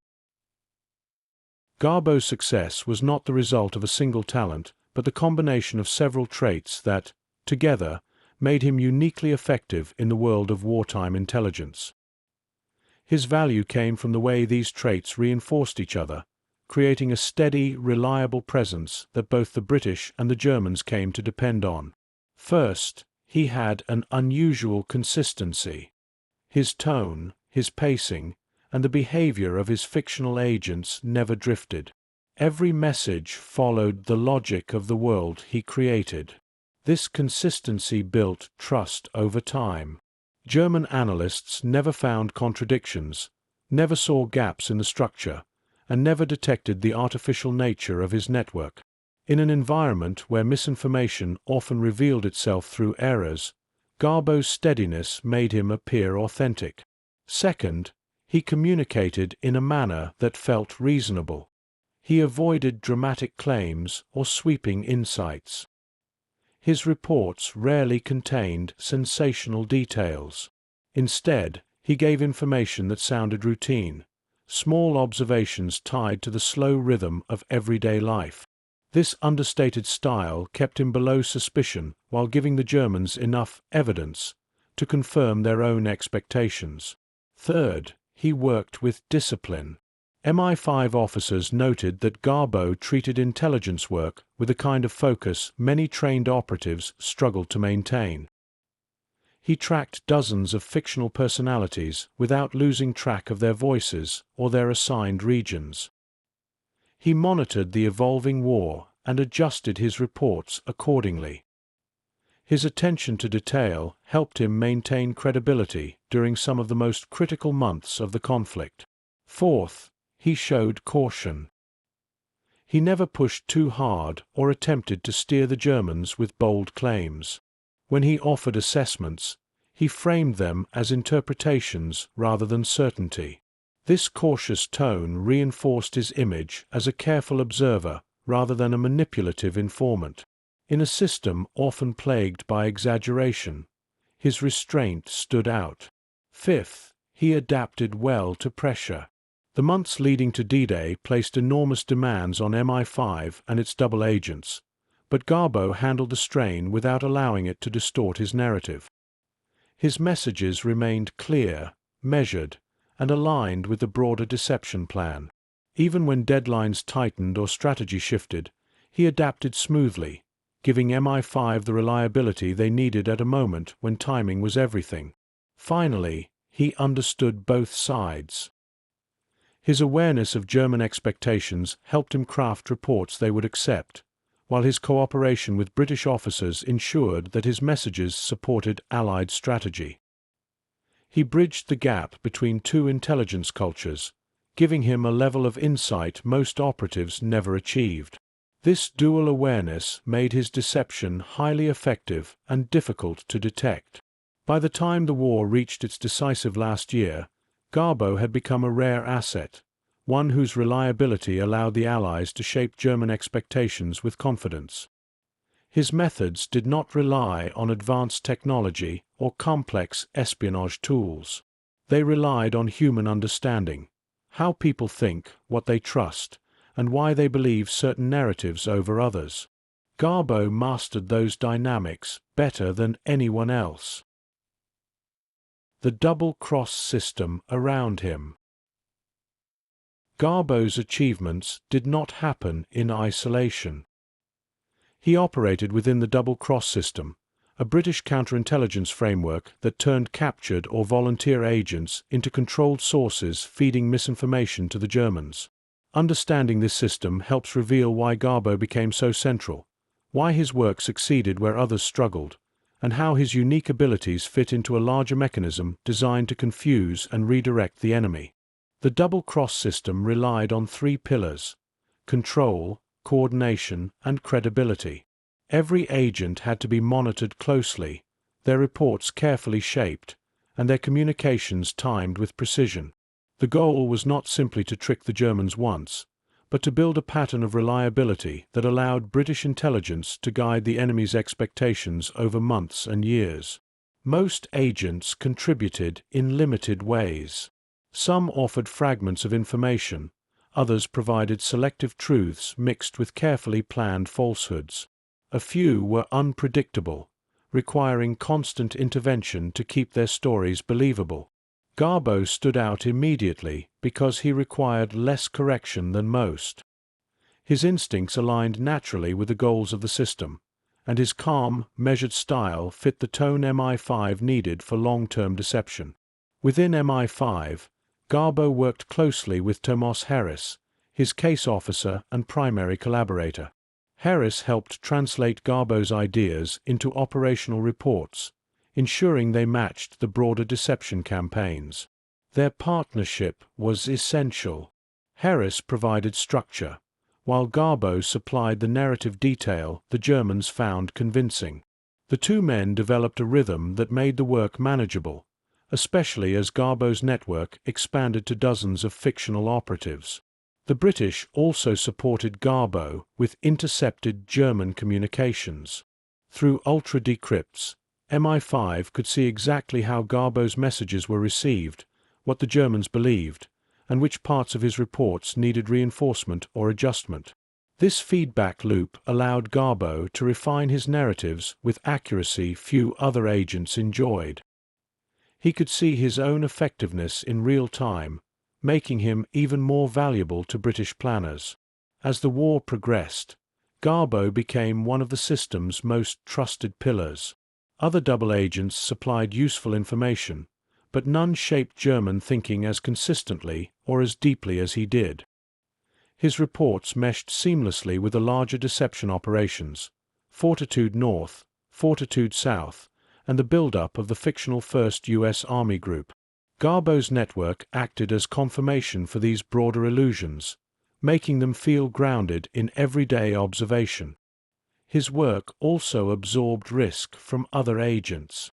When gaps appeared in their stories or inconsistencies surfaced, Garbo's operatives could offer explanations or contextual details that kept the overall deception intact.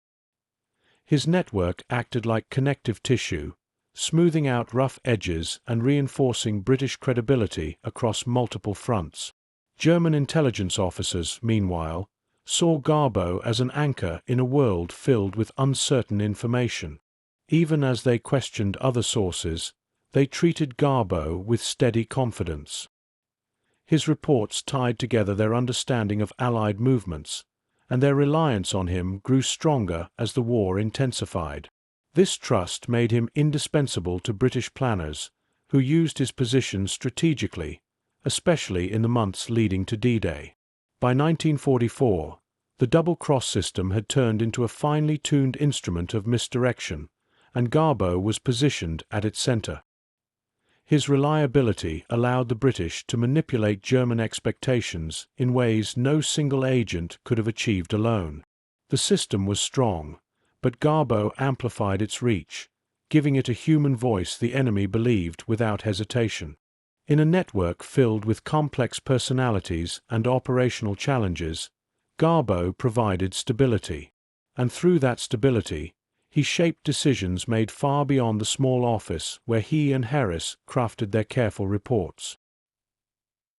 The abware and the web they never saw. While Garbo worked from London, the German intelligence service, the abware, believed they had cultivated one of their most reliable sources inside Britain. Their confidence in him was not accidental. It grew slowly, reinforced by years of reports that matched their expectations and aligned with their worldview. To understand the scale of Garbo's deception, it's important to see how the abware operated and why they were so vulnerable to the illusions he crafted. The abware was a fragmented organization. Internal rivalries, shifting loyalties, and bureaucratic inconsistencies made it difficult for them to evaluate sources with precision. Reports passed through multiple layers before reaching senior officers, and analysts often disagreed on what mattered. In this environment, a source who appeared consistent and cooperative stood out. Garbo's calm, steady tone allowed him to rise above the noise. Another factor worked in his favor: the Germans' own assumptions about the war. They believed the Allies would behave according to patterns rooted in geography and military tradition. Pas-de-Calais seemed the most logical invasion point. Norway appeared strategically valuable. Southern England looked like a predictable staging area.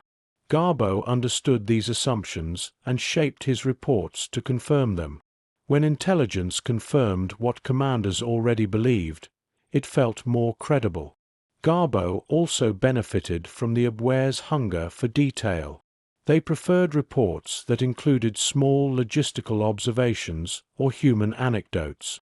These elements made information feel grounded.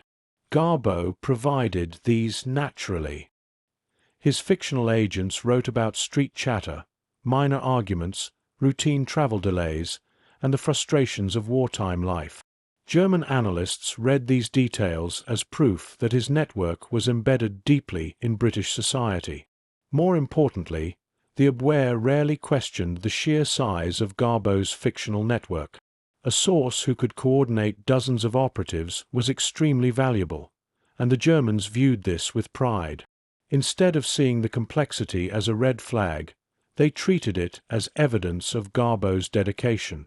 They reimbursed expenses, paid salaries, and commented on the personalities of people who never existed. The administrative paper trail they created inadvertently strengthened Garbo's credibility with British intelligence. At the operational level, Garbo's messages arrived with a logic that the Abwehr found reassuring. They did not contradict other reports. They did not push extreme claims. They evolved naturally over time. Even when Garbo provided incorrect information, as he did frequently, he offered it with the right mix of certainty and uncertainty, making the inaccuracies look like reasonable misunderstandings rather than deliberate lies. The Germans also lacked a clear channel to confirm his claims independently. Their presence in Britain was weak. Their networks were easily compromised. Their agents often failed to make contact or were quickly captured. In this vacuum, Garbo's reliability increased by comparison. He filled a role the Abwehr badly needed, a source who delivered steady information when others could not. Lastly, the Abwehr's internal pressures played a role. As the war turned against Germany, officers sought intelligence that could justify previous strategic decisions. Confirmation was more comfortable than contradiction. Garbo's reports fit neatly into this psychological space. When he described troop buildups in southeastern England, it confirmed the assumption that Pas-de-Calais remained the primary target. When he referenced delays or shortages, it supported the belief that Britain was struggling. Each message reassured the Abwehr that their analysis was sound. All these factors combined to create a situation in which Garbo's narratives became central to German planning. They trusted him implicitly because he provided a coherent story in a chaotic environment.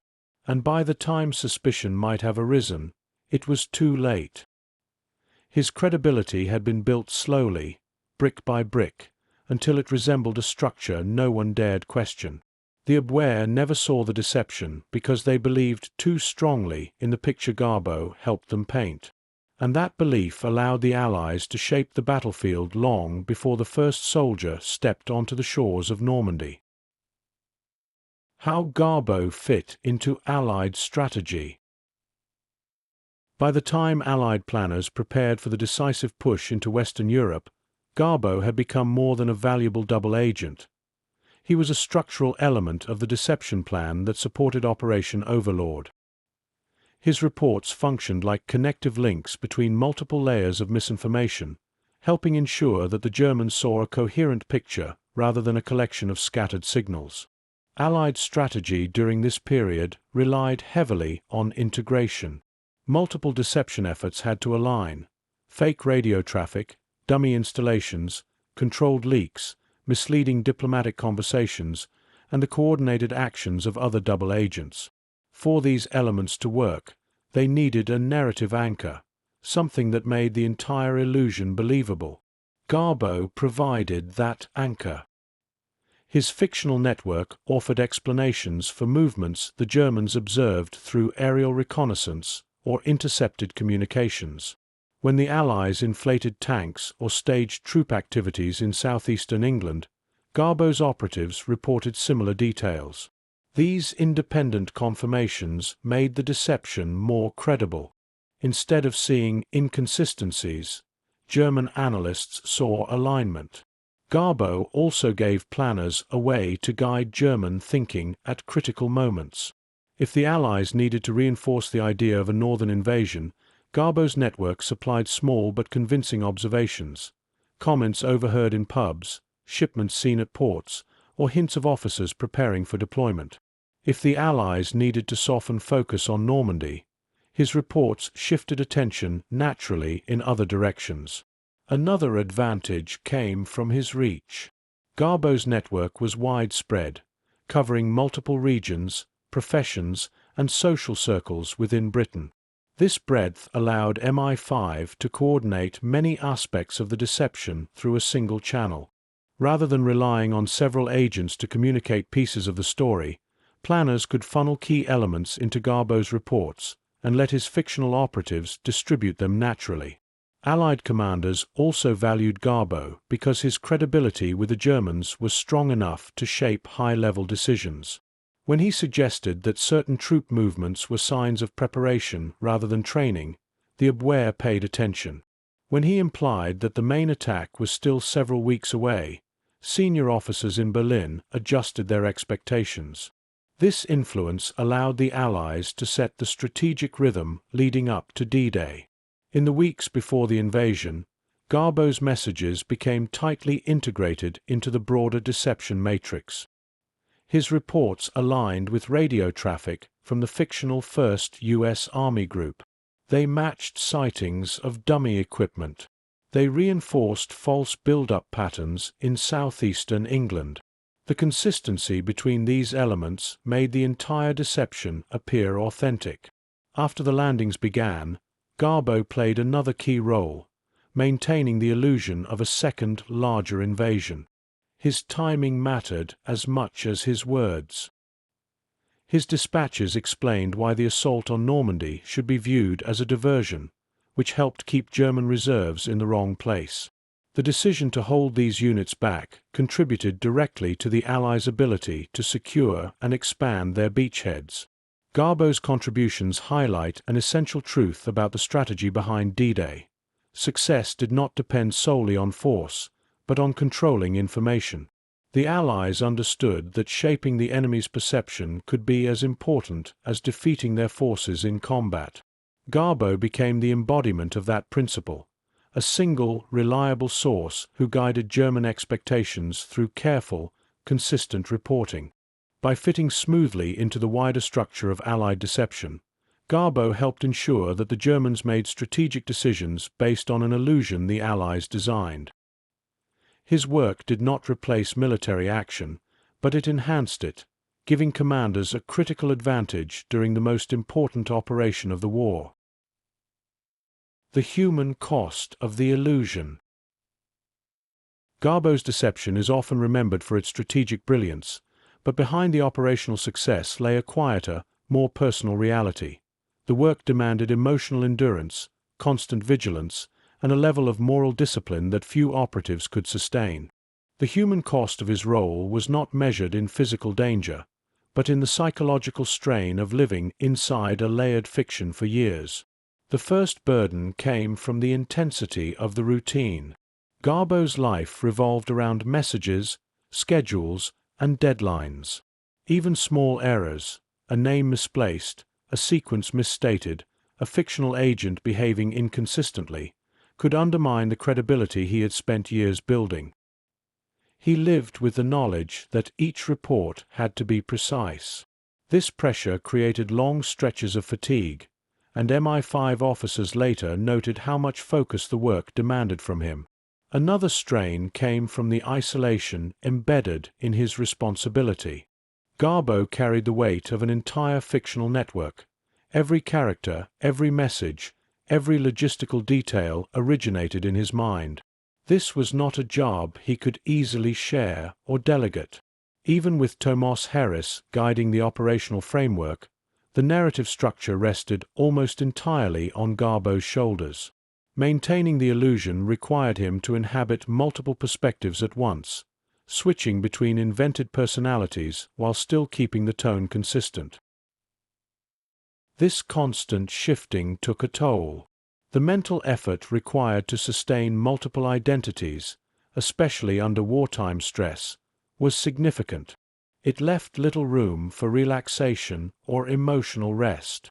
Garbo did not show outward signs of distress, but his colleagues recognized how taxing the work could be, especially as the war intensified and the stakes rose. There was also the quiet burden of moral responsibility. Garbo understood that his reports influenced real military decisions. A convincing message at the wrong moment could redirect German forces toward a location where Allied soldiers were vulnerable. A poorly timed signal could complicate operations. Every false report he crafted had implications beyond the office where he wrote it. This knowledge remained with him, even after successful operations reinforced his confidence. His family life was affected as well. Although they were kept safe under British supervision, the secrecy around his work created a distance that was difficult to bridge. He could not explain the stress he carried or the urgency of his tasks. Home offered relief, but not escape. The role of Garbo stayed with him wherever he went, shaping his daily routine in ways his family could sense but not fully understand. The environment around him added its own pressures. Living in wartime London meant enduring air raids, shortages, and the tension that came from knowing the city was a target. Garbo experienced these hardships while simultaneously working on tasks that depended on clarity and precision.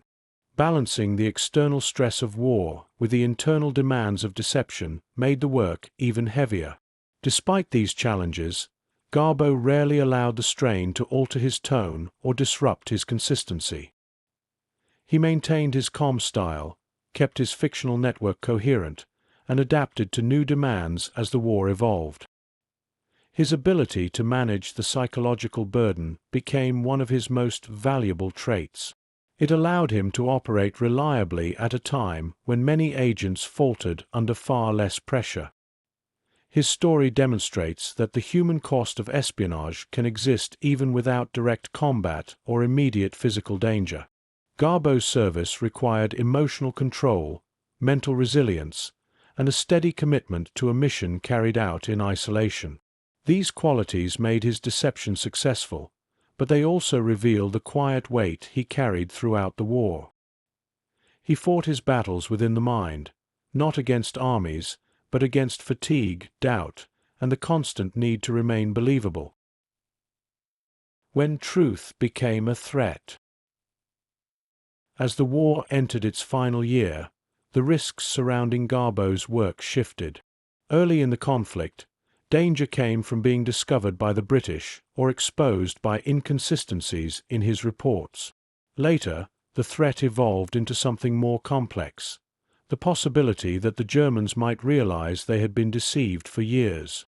The closer the Allies came to victory, the more dangerous that realization could become, not only for the integrity of Allied operations, but for Garbo himself. Throughout 1944 and early 1945, MI5 monitored German reactions closely. If doubts arose in Berlin about Garbo's authenticity, the entire deception network could unravel. Worse, the consequences could reach beyond operational damage. Even as the Reich weakened, remnants of the Abwehr still operated with a capacity for retaliation.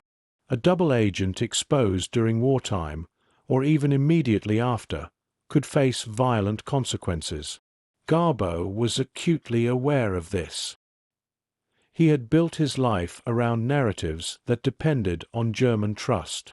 If that trust collapsed suddenly, he would not have the luxury of explaining himself. The Germans would view him as a traitor, and traitors were not treated kindly. His family, under British protection, was safe for the moment, but sustained exposure could put them at risk.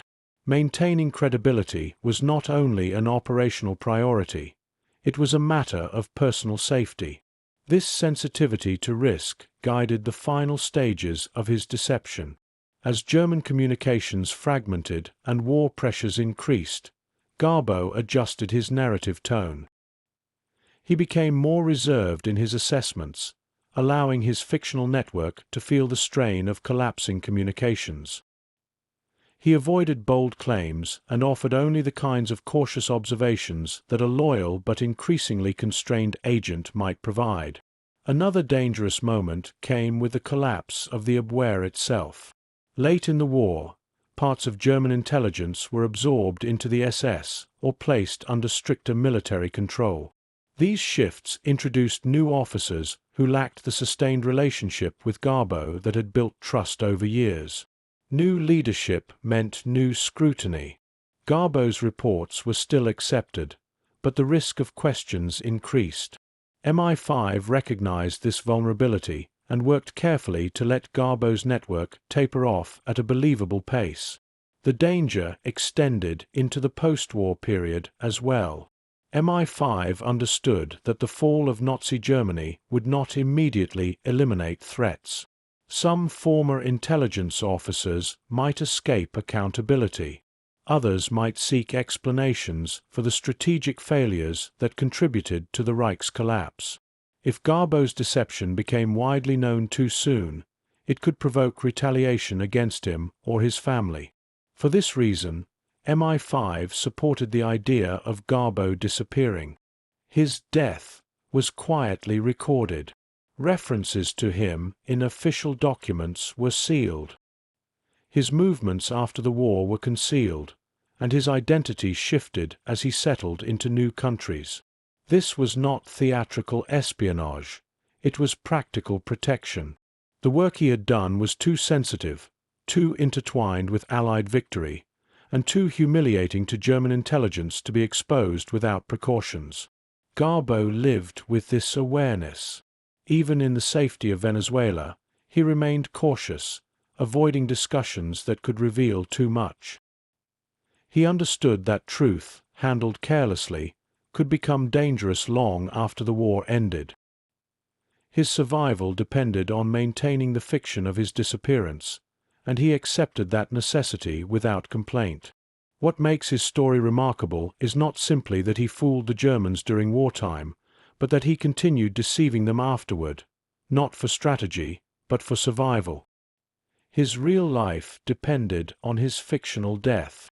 His freedom depended on silence. Until historians rediscovered him decades later, the world truly believed Garbo was gone.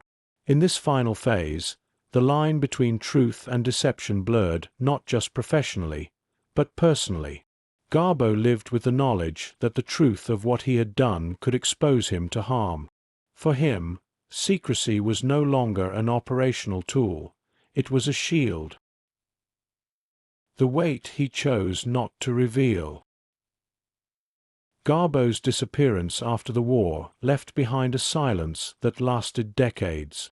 That silence protected him, but it also reflected something deeper, a choice to keep parts of the story locked away, even from those closest to him. Some of this secrecy was necessary, some of it was habit, and some of it came from a truth Garbo rarely admitted. Certain aspects of his wartime life were too heavy to revisit. One burden came from the moral complexity of his role. He had misled the Germans for the right reasons, but the scale of his deception meant that German commanders acted on false information while believing they were protecting their soldiers and their nation. Garbo understood the strategic value of this, yet he also recognized the human cost. His reports influenced decisions that affected thousands of lives.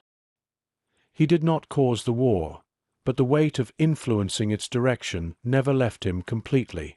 Another unspoken burden was the psychological strain of managing so many fictional identities.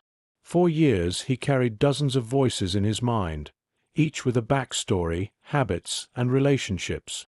This required discipline during the war, but letting those identities go afterward created a different kind of emptiness. They had been tools, but they had also been companions of a strange sort, shaped through long nights and careful thought. Ending the deception felt like extinguishing a world he had built from nothing. He also lived with the knowledge that his success had come, in part, from exploiting the trust of others. Even if those others were enemy intelligence officers, the dynamic remained personal. They had believed him. They had praised him. They had valued him.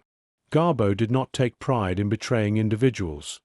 He saw the larger mission as just, but the interpersonal element was something he preferred not to reflect on. For a man who valued sincerity in normal life, the duplicity of wartime work left a shadow. His family, too, felt the effects of his secret past. Garbo shielded them from danger by concealing his involvement in the war, but the silence created distance. His wife and children knew he carried something heavy beneath his calm exterior, but they lacked the context to understand it. Even after his rediscovery decades later, some details remained unspoken, not out of distrust, but because Garbo believed that revisiting certain memories would serve no purpose. There was also the private burden of conscience. Garbo had acted out of moral conviction, yet he saw the war firsthand and understood the scale of suffering it caused. His deception saved lives, but he carried a lasting awareness that intelligence work, no matter how noble, cannot erase the human cost of conflict. This awareness stayed with him long after he left London. In later interviews, he spoke carefully, always choosing his words with the same precision he had used in his wartime reports. When asked about regrets, he gave measured answers. He did not romanticize his role, nor did he minimize its importance. He simply acknowledged that war forces people into roles they never expected to play, and that each role comes with consequences not easily forgotten. Garbo rarely discussed the emotional toll, but those who met him sensed its presence. He carried himself with humility, and his voice often held a quiet empathy when speaking about the war. He had spent years inside the minds of imaginary operatives, enemy officers, and nervous civilians.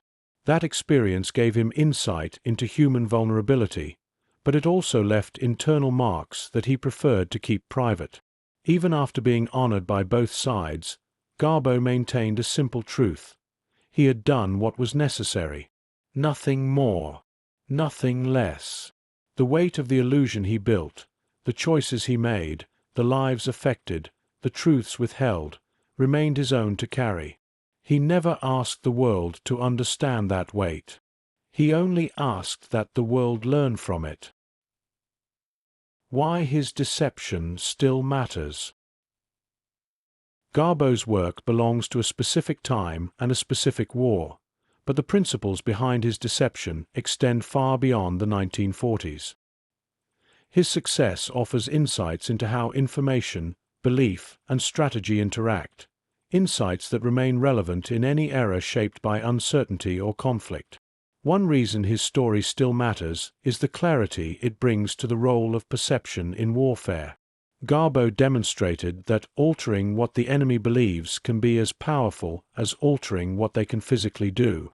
By shaping German expectations, he influenced decisions that had real, material consequences on the battlefield.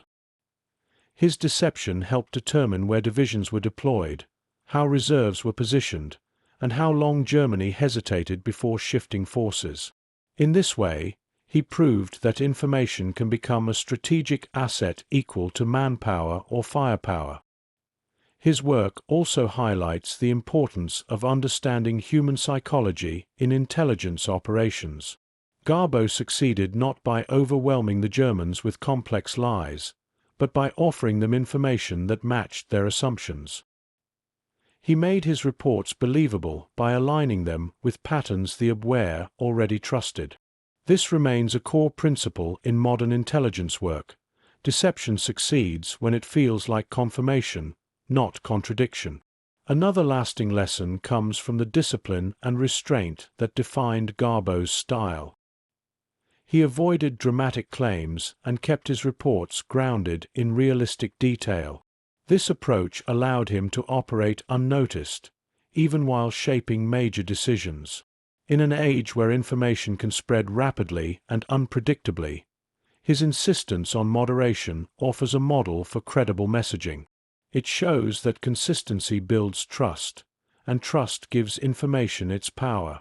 Garbo's story also underscores the value of integrating intelligence efforts. His reports did not stand alone. They worked because they were woven into a larger allied strategy. Deception succeeds when multiple signals reinforce one another. The coordination seen in the double-cross system, the alignment with fortitude operations, and the use of ultra-intercepts all contributed to Garbo's effectiveness. The lesson is clear. Intelligence work is strongest when different methods and perspectives operate in sync. There is also a broader, more human truth embedded in Garbo's deception. His life shows how individuals can shape history in ways not immediately visible. He had no formal training, no military rank, and no authority beyond the trust others placed in him. Yet he influenced decisions made far above his position.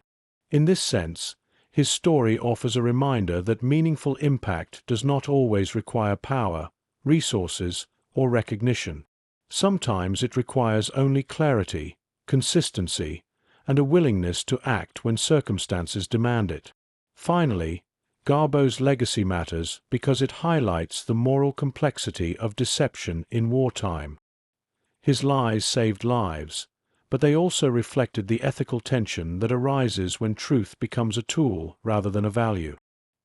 His work shows that deception, when used responsibly, can serve a purpose aligned with justice. It also shows that those who carry out such deception often bear its emotional weight long after the war ends.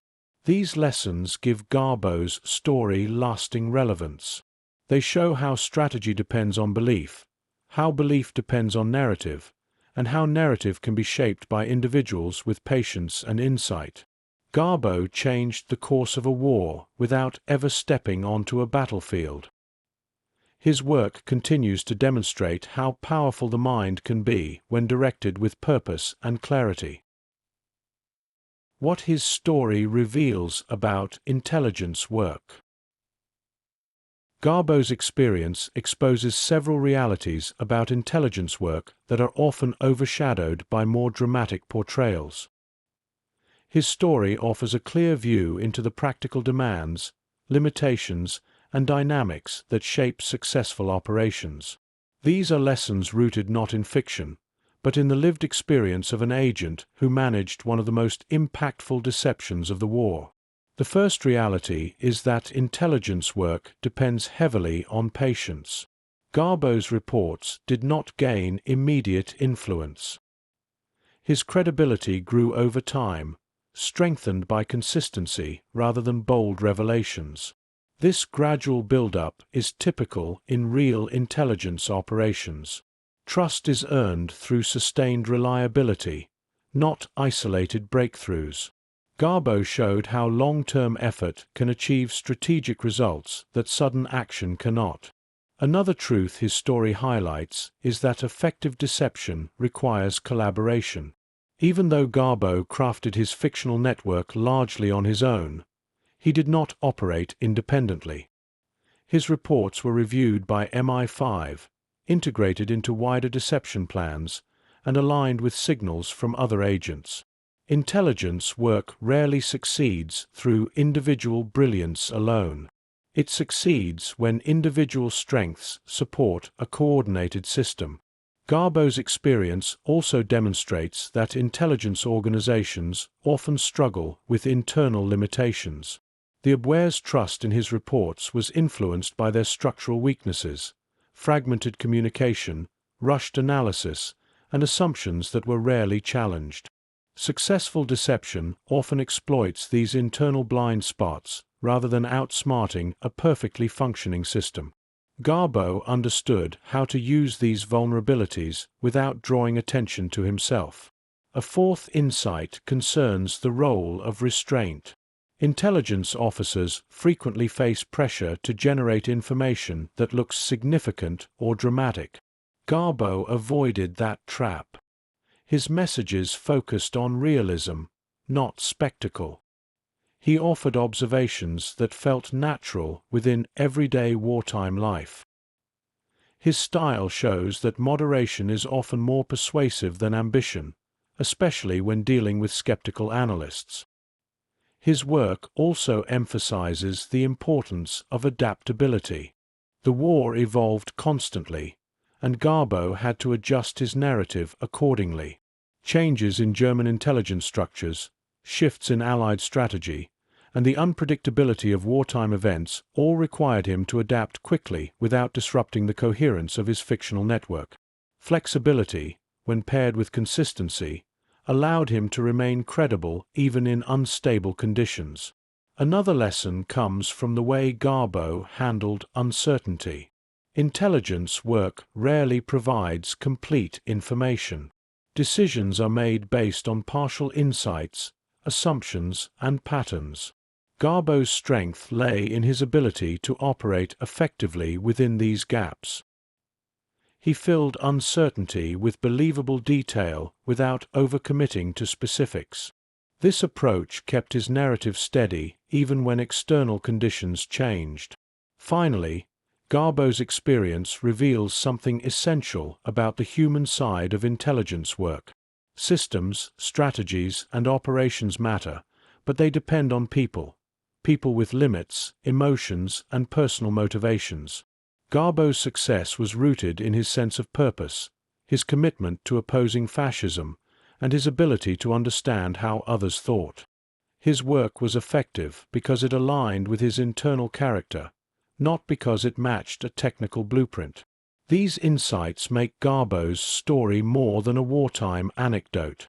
It becomes a guide for understanding how intelligence systems function and why some operations succeed where others fail.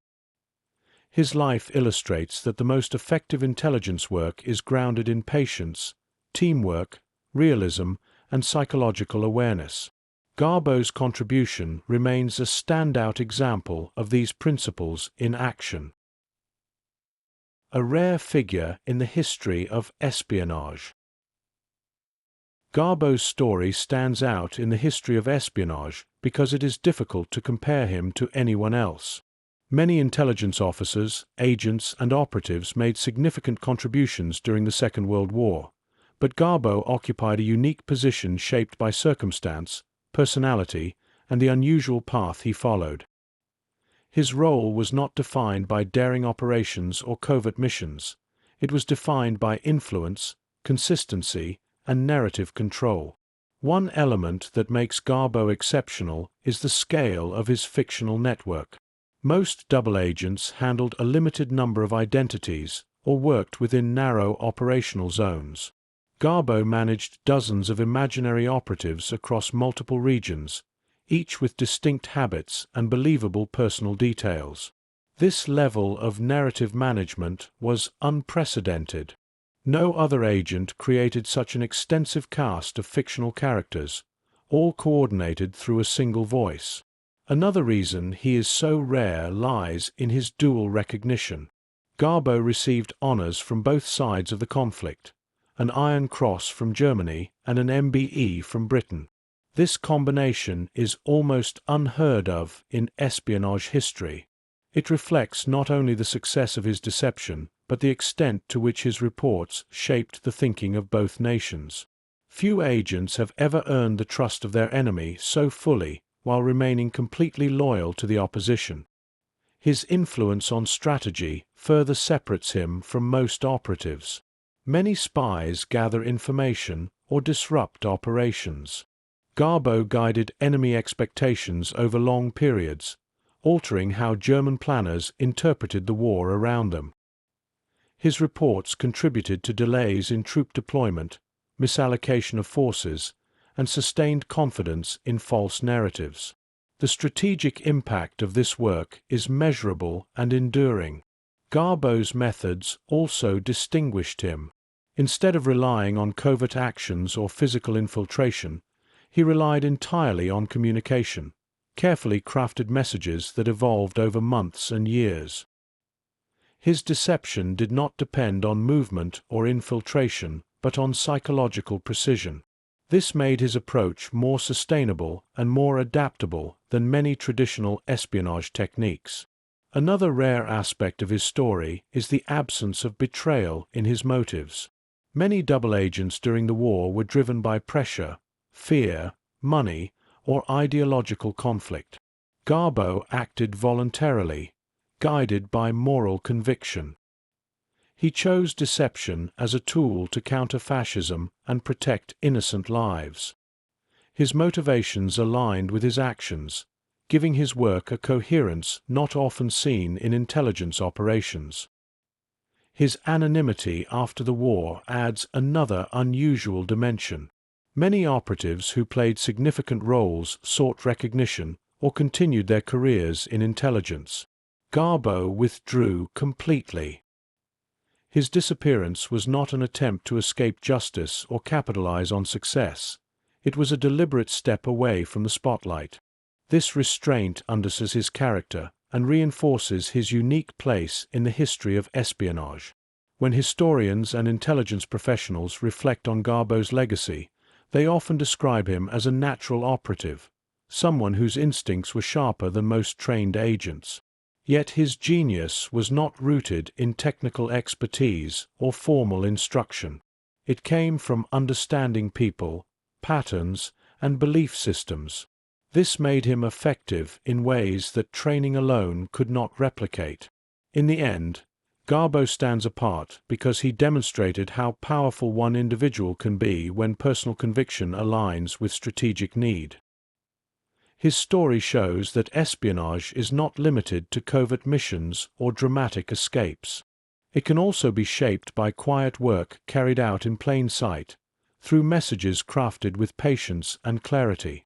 Garbo remains one of the most unusual and influential spies in modern history, not because he sought the role, but because he stepped into it when the world needed someone who could see beyond facts and shape the beliefs that determined the course of war.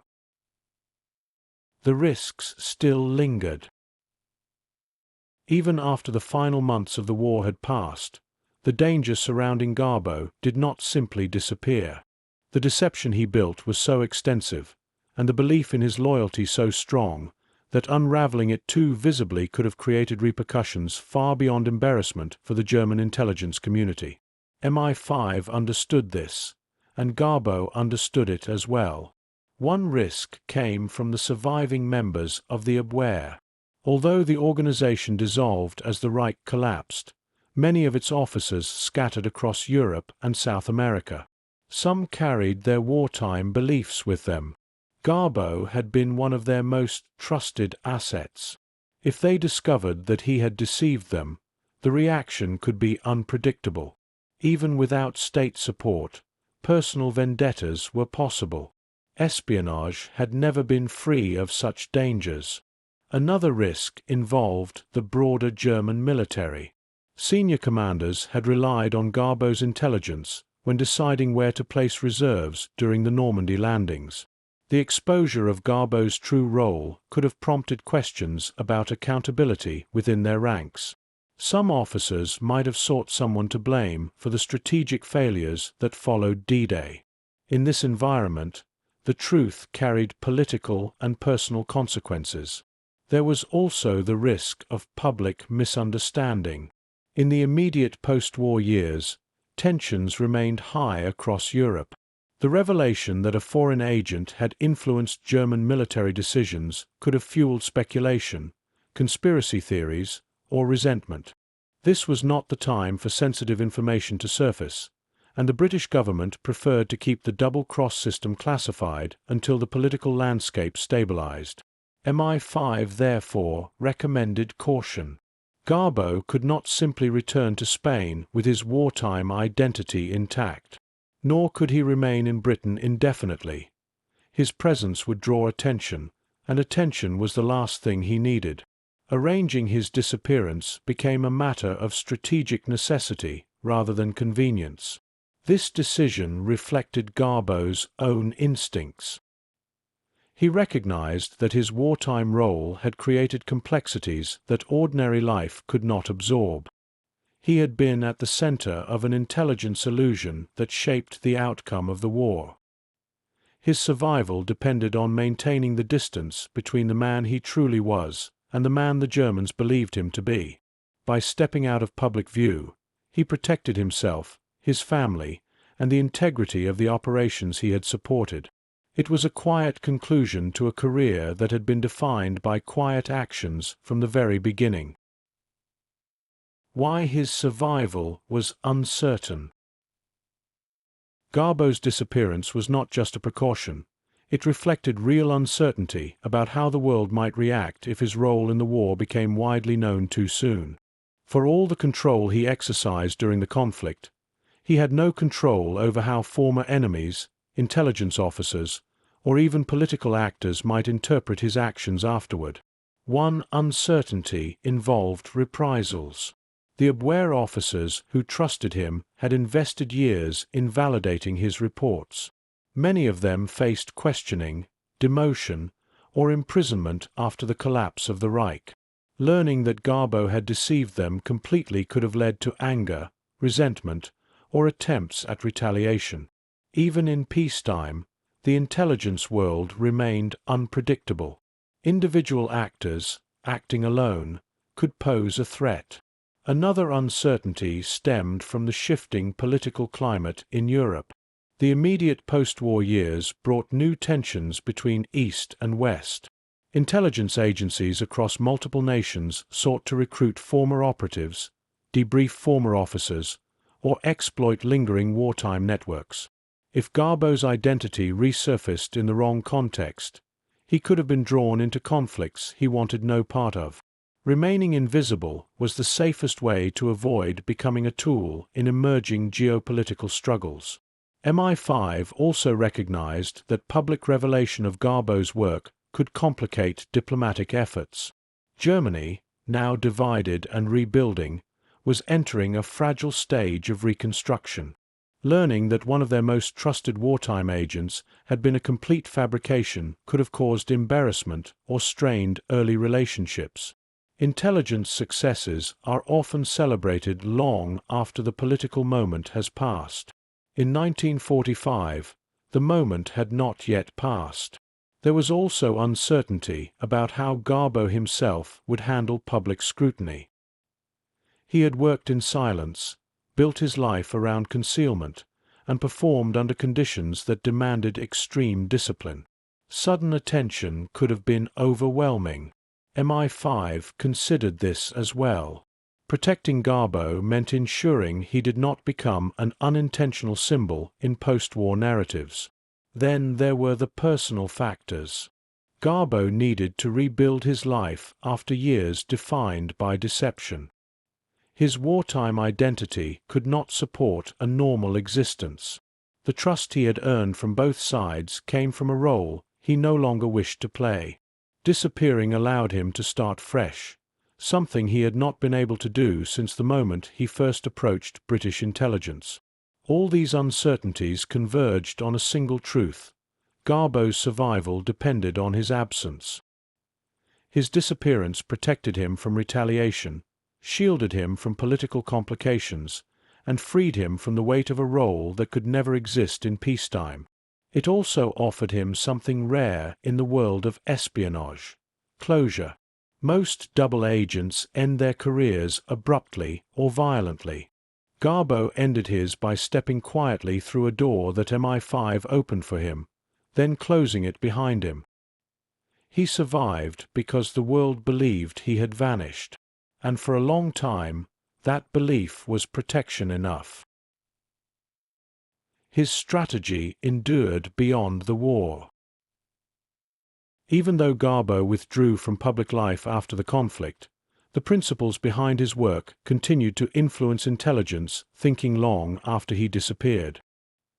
His methods became case studies once the double-cross system was eventually declassified, and analysts recognized that many aspects of modern deception naturally echoed the approaches he had used decades earlier. One of the enduring principles was narrative coherence. Garbo demonstrated that deception requires consistency across all sources. Modern intelligence operations, whether involving misdirection, counterterrorism, or cybersecurity, often rely on creating believable storylines rather than isolated falsehoods. Garbo's network of fictional operatives showed how important it is for each element to reinforce the others. His work illustrated that a single narrative, carefully maintained, can outperform multiple unrelated signals. Another lasting lesson came from Garbo's understanding of enemy expectations. Intelligence agencies today still study their adversaries' assumptions to determine how best to influence their decisions. Garbo excelled at this. He recognized that the adversary expected the allies to act in certain patterns and used those expectations to shape his reports. This approach remains central to modern deception planning. The most effective misinformation aligns with a target's existing beliefs. His method also emphasized moderation.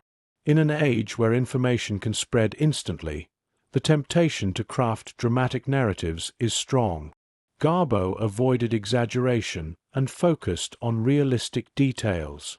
Intelligence professionals still point to this restraint as a model for credible messaging. Subtlety, not spectacle, often proves more persuasive. Garbo's work also demonstrated the importance of feedback loops. He could adjust his reports because MI5 used ultra-intercepts to monitor German reactions.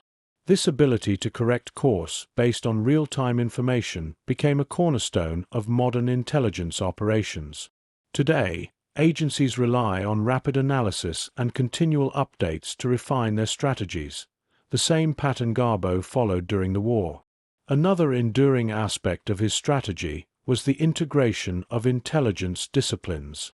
Garbo's contributions succeeded because they supported broader deception operations involving radio traffic, physical decoys, diplomatic signals, and other double agents. Modern operations continue to reflect this principle. Misinformation becomes more convincing when it is supported by multiple independent channels. Finally, Garbo's work emphasized the human element. His deception succeeded not because of technical tools, but because he understood people, their motivations, biases, and expectations. Technology has advanced dramatically since the 1940s, but intelligence work still relies on human judgment. Analysts today continue to cite Garbo as an example of how emotional insight can be just as important as data. For these reasons, Garbo's strategies remain relevant. They offer guidance for understanding how belief is shaped, how misinformation spreads, and how complex operations can be sustained over long periods. His story serves as a reminder that effective deception is rarely about trickery alone. It requires patience, psychological awareness, and the ability to weave information into a coherent structure. Garbo may have stepped back from the world after the war, but the methods he used did not disappear with him.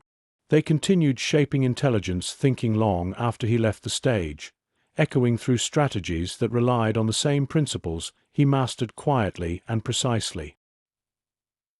The world he left behind.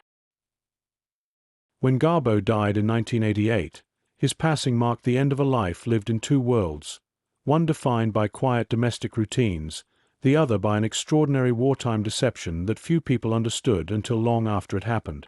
By the time he left this world, his story had begun to circulate among historians and intelligence professionals, but it had not yet reached the broader public.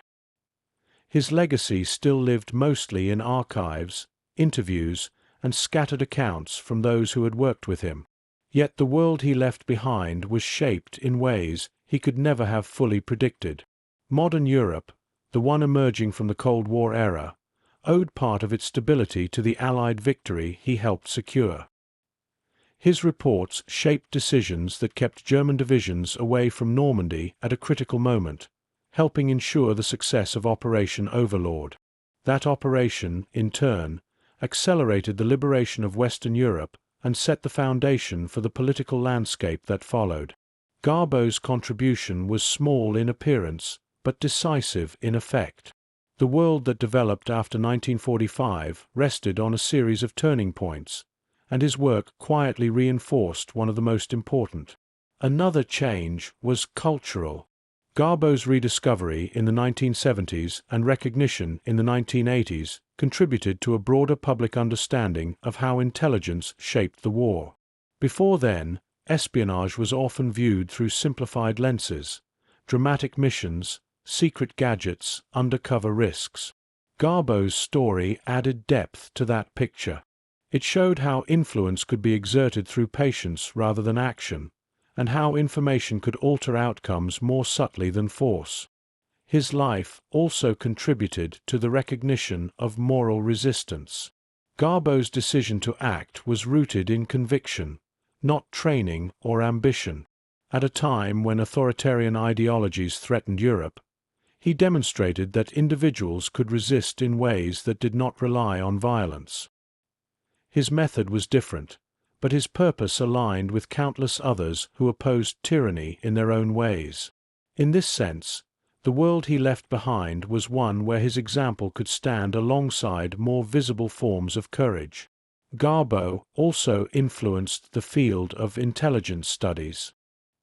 His work became a reference point for deception planning, psychological operations, and counterintelligence. The double-cross system earned new attention because of him. Training programs incorporated his methods into case studies, analyzing his reports to understand how narrative credibility is built and maintained. His model of deception, structured, patient, believable, remains one of the clearest examples of how individual insight can guide strategic outcomes. But perhaps the most enduring aspect of the world he left behind was the recognition that history is shaped by people whose names remain unknown for decades. Garbo's life proved that influence does not always come from position or authority. It can come from conviction, observation, and the ability to understand how belief works. By the time he died, Garbo had seen glimpses of his legacy.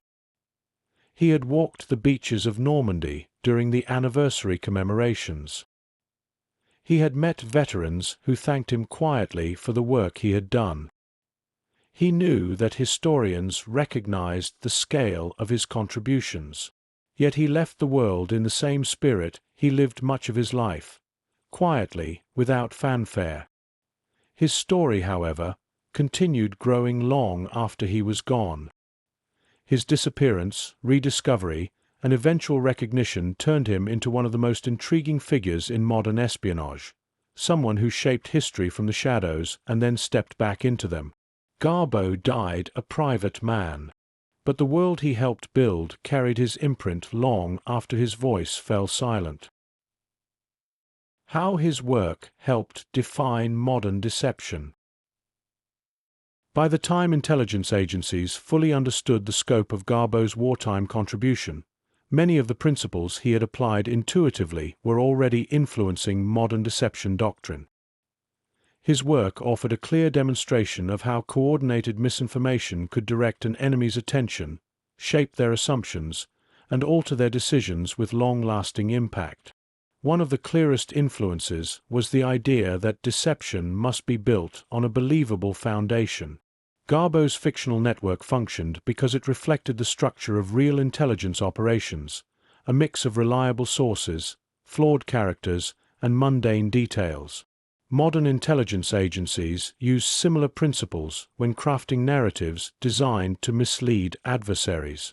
They understand that credibility grows from small, consistent signals rather than sweeping claims. Garbo's emphasis on gradual development also helped shape long-term deception tactics. He didn't try to win trust with a single report. He created a rhythm. Each message built on previous ones, reinforcing the image of a stable, functional network. Modern operations often rely on the same slow-building approach, especially when influencing foreign intelligence services or political actors. Incremental credibility carries more weight than sudden revelations. Another influence came from Garbo's ability to align his narratives with enemy expectations. Intelligence training now emphasizes the importance of understanding the target's mindset. Deception works best when it confirms what the target already suspects or believes. Garbo's success demonstrated that effective misinformation doesn't need to be creative, it needs to be plausible. Modern doctrines often cite this principle directly. The feedback loop that shaped Garbo's work has also become a standard feature of contemporary operations. Access to real-time intelligence, whether through signals intercepts, surveillance, or diplomatic monitoring, allows agencies to adjust their deceptive signals. Garbo used ultra-decrypts to refine his story. Today's intelligence organizations rely on more advanced tools, but the principle remains the same. Deception must evolve based on how the target reacts. Garbo's integration within a wider intelligence system also provides a model for coordinated operations. His reports strengthened other deception elements: dummy tanks, false radio traffic, staged troop movements. Modern deception rarely relies on a single channel. Instead, multiple sources reinforce a shared narrative. Garbo's work showcased the effectiveness of that approach decades before integrated information campaigns became a standard practice. He also demonstrated the value of narrative restraint. Modern misinformation often fails because it tries to do too much, too dramatic, too obvious, too sudden. Garbo avoided these pitfalls. His consistency and moderation made his reports appear genuine. Intelligence professionals still point to his style as a benchmark for believable deception. Finally, Garbo's story emphasizes that successful operations depend on the people executing them. Tools and systems matter, but insight and intuition are just as important. Garbo did not have formal training or advanced tools. He had patience, empathy, and an ability to understand what others expected to see.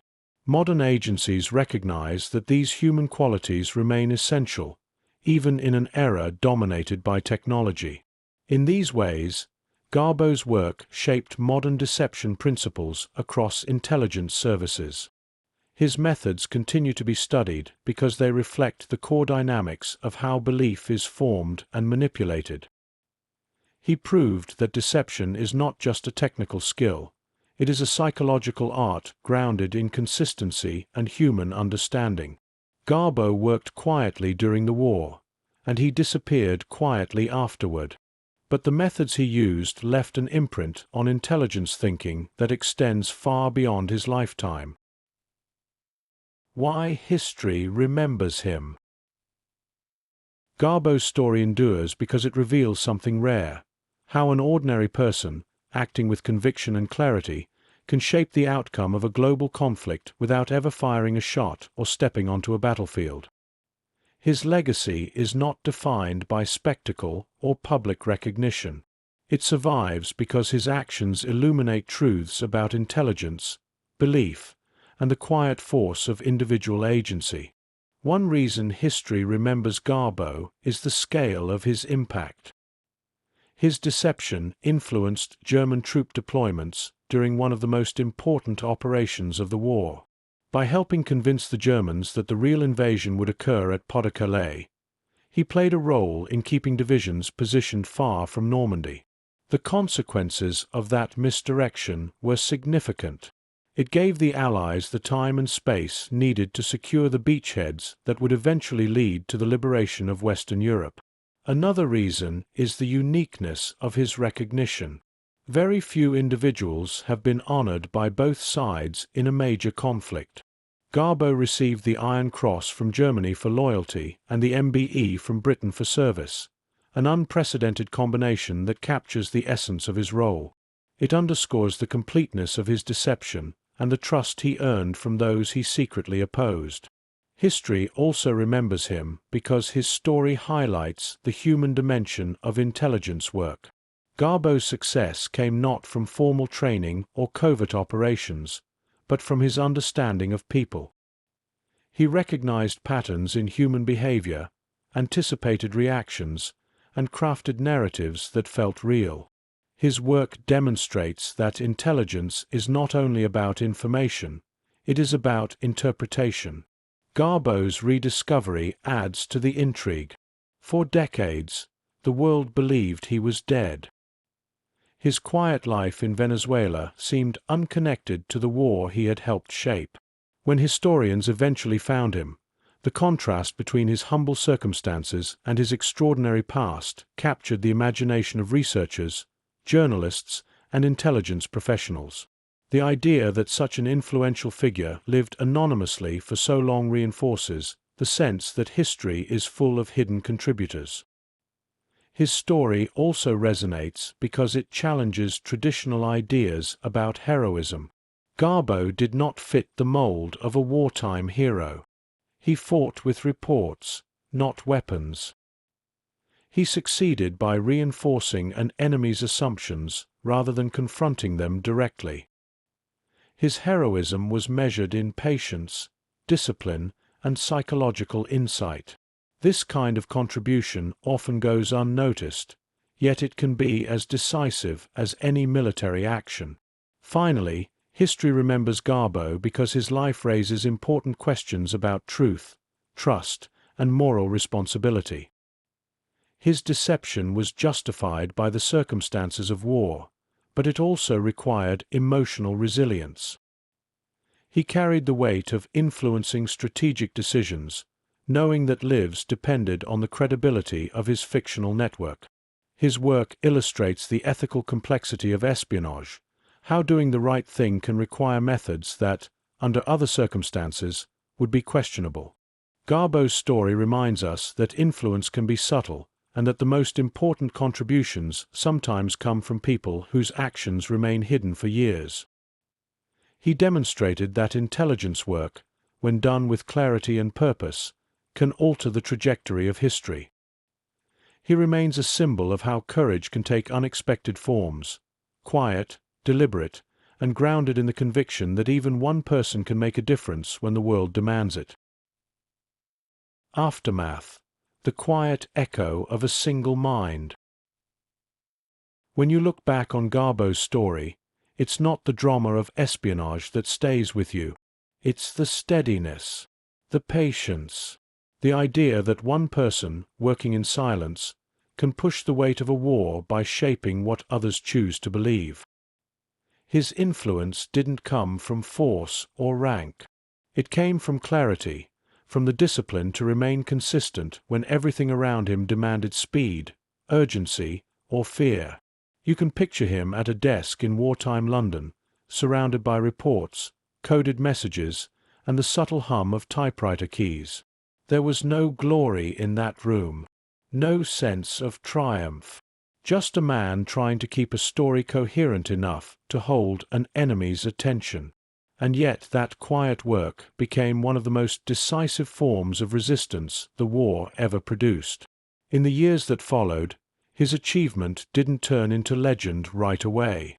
It lived in sealed files, in the memories of a few intelligence officers, and in the silent confidence of planners who knew how much their success had depended on deception. When the world moved on, Garbo stepped away with it. He didn't chase recognition. He didn't look for validation. He let the past fold itself closed. You get the sense that he understood something simple. Some victories are not meant to be celebrated, only carried. His work influenced strategy, but it also revealed something about the world he lived in. It showed how deeply people rely on patterns they trust, how easily belief can become a compass, even when the terrain shifts beneath it. The Germans believed in him because they needed his reports to make sense of the war. The British relied on him because he could hold a line of deception steady for years. He became the hinge between two systems, neither of which knew the full truth. And through it all, he kept his tone low, his style consistent, his presence almost invisible. When historians eventually found him decades later, they didn't find a man shaped by glory. They found someone who had built a life far from the noise of his past, a quiet existence in a place where no one recognized the weight he once carried. He spoke calmly about the work, without dramatizing it, without diminishing it, without bending it into something it wasn't. He described his choices as necessary, not exceptional. And yet, in the broader arc of the war, his choices mattered deeply. They changed how armies moved, how commanders planned, and how long the enemy hesitated before realizing the truth. His reports, carefully timed, carefully phrased, became part of a larger design that shaped the moment Allied forces crossed the Channel. That's the part of his story that still echoes today. Not the deception itself, but the reminder that influence often begins in places that seem too small to matter. A desk, a message, a carefully written lie that prevents a deadly truth from gaining ground. When you follow Garbo's life to its end, you see a man who accepted recognition only when it found him, not when he looked for it. A man who understood that stepping back was as important as stepping forward. His disappearance protected him, but it also allowed him to live as Juan again, not as a symbol or an operative. He chose the quiet path, the kind that leaves less footprint but more meaning. And when his story finally reached the world, it arrived with the same steady tone he carried through the war, measured, clear, and grounded in the understanding that the most decisive actions often happen without applause. You're left with the sense that Garbo's story is not just about deception, but about responsibility, about holding together a narrative when failure would have consequences far beyond your own life, about trusting that a quiet contribution can matter as much as any act carried out under a broader spotlight. In the end, Garbo shaped a turning point in history without ever needing to be seen. And that is why he remains part of this long thread of stories, people who stood in the margins of great events and still managed to shift them. You've been part of echoes of war, where stories rise on quiet wings, and the past still circles above us, refusing to land.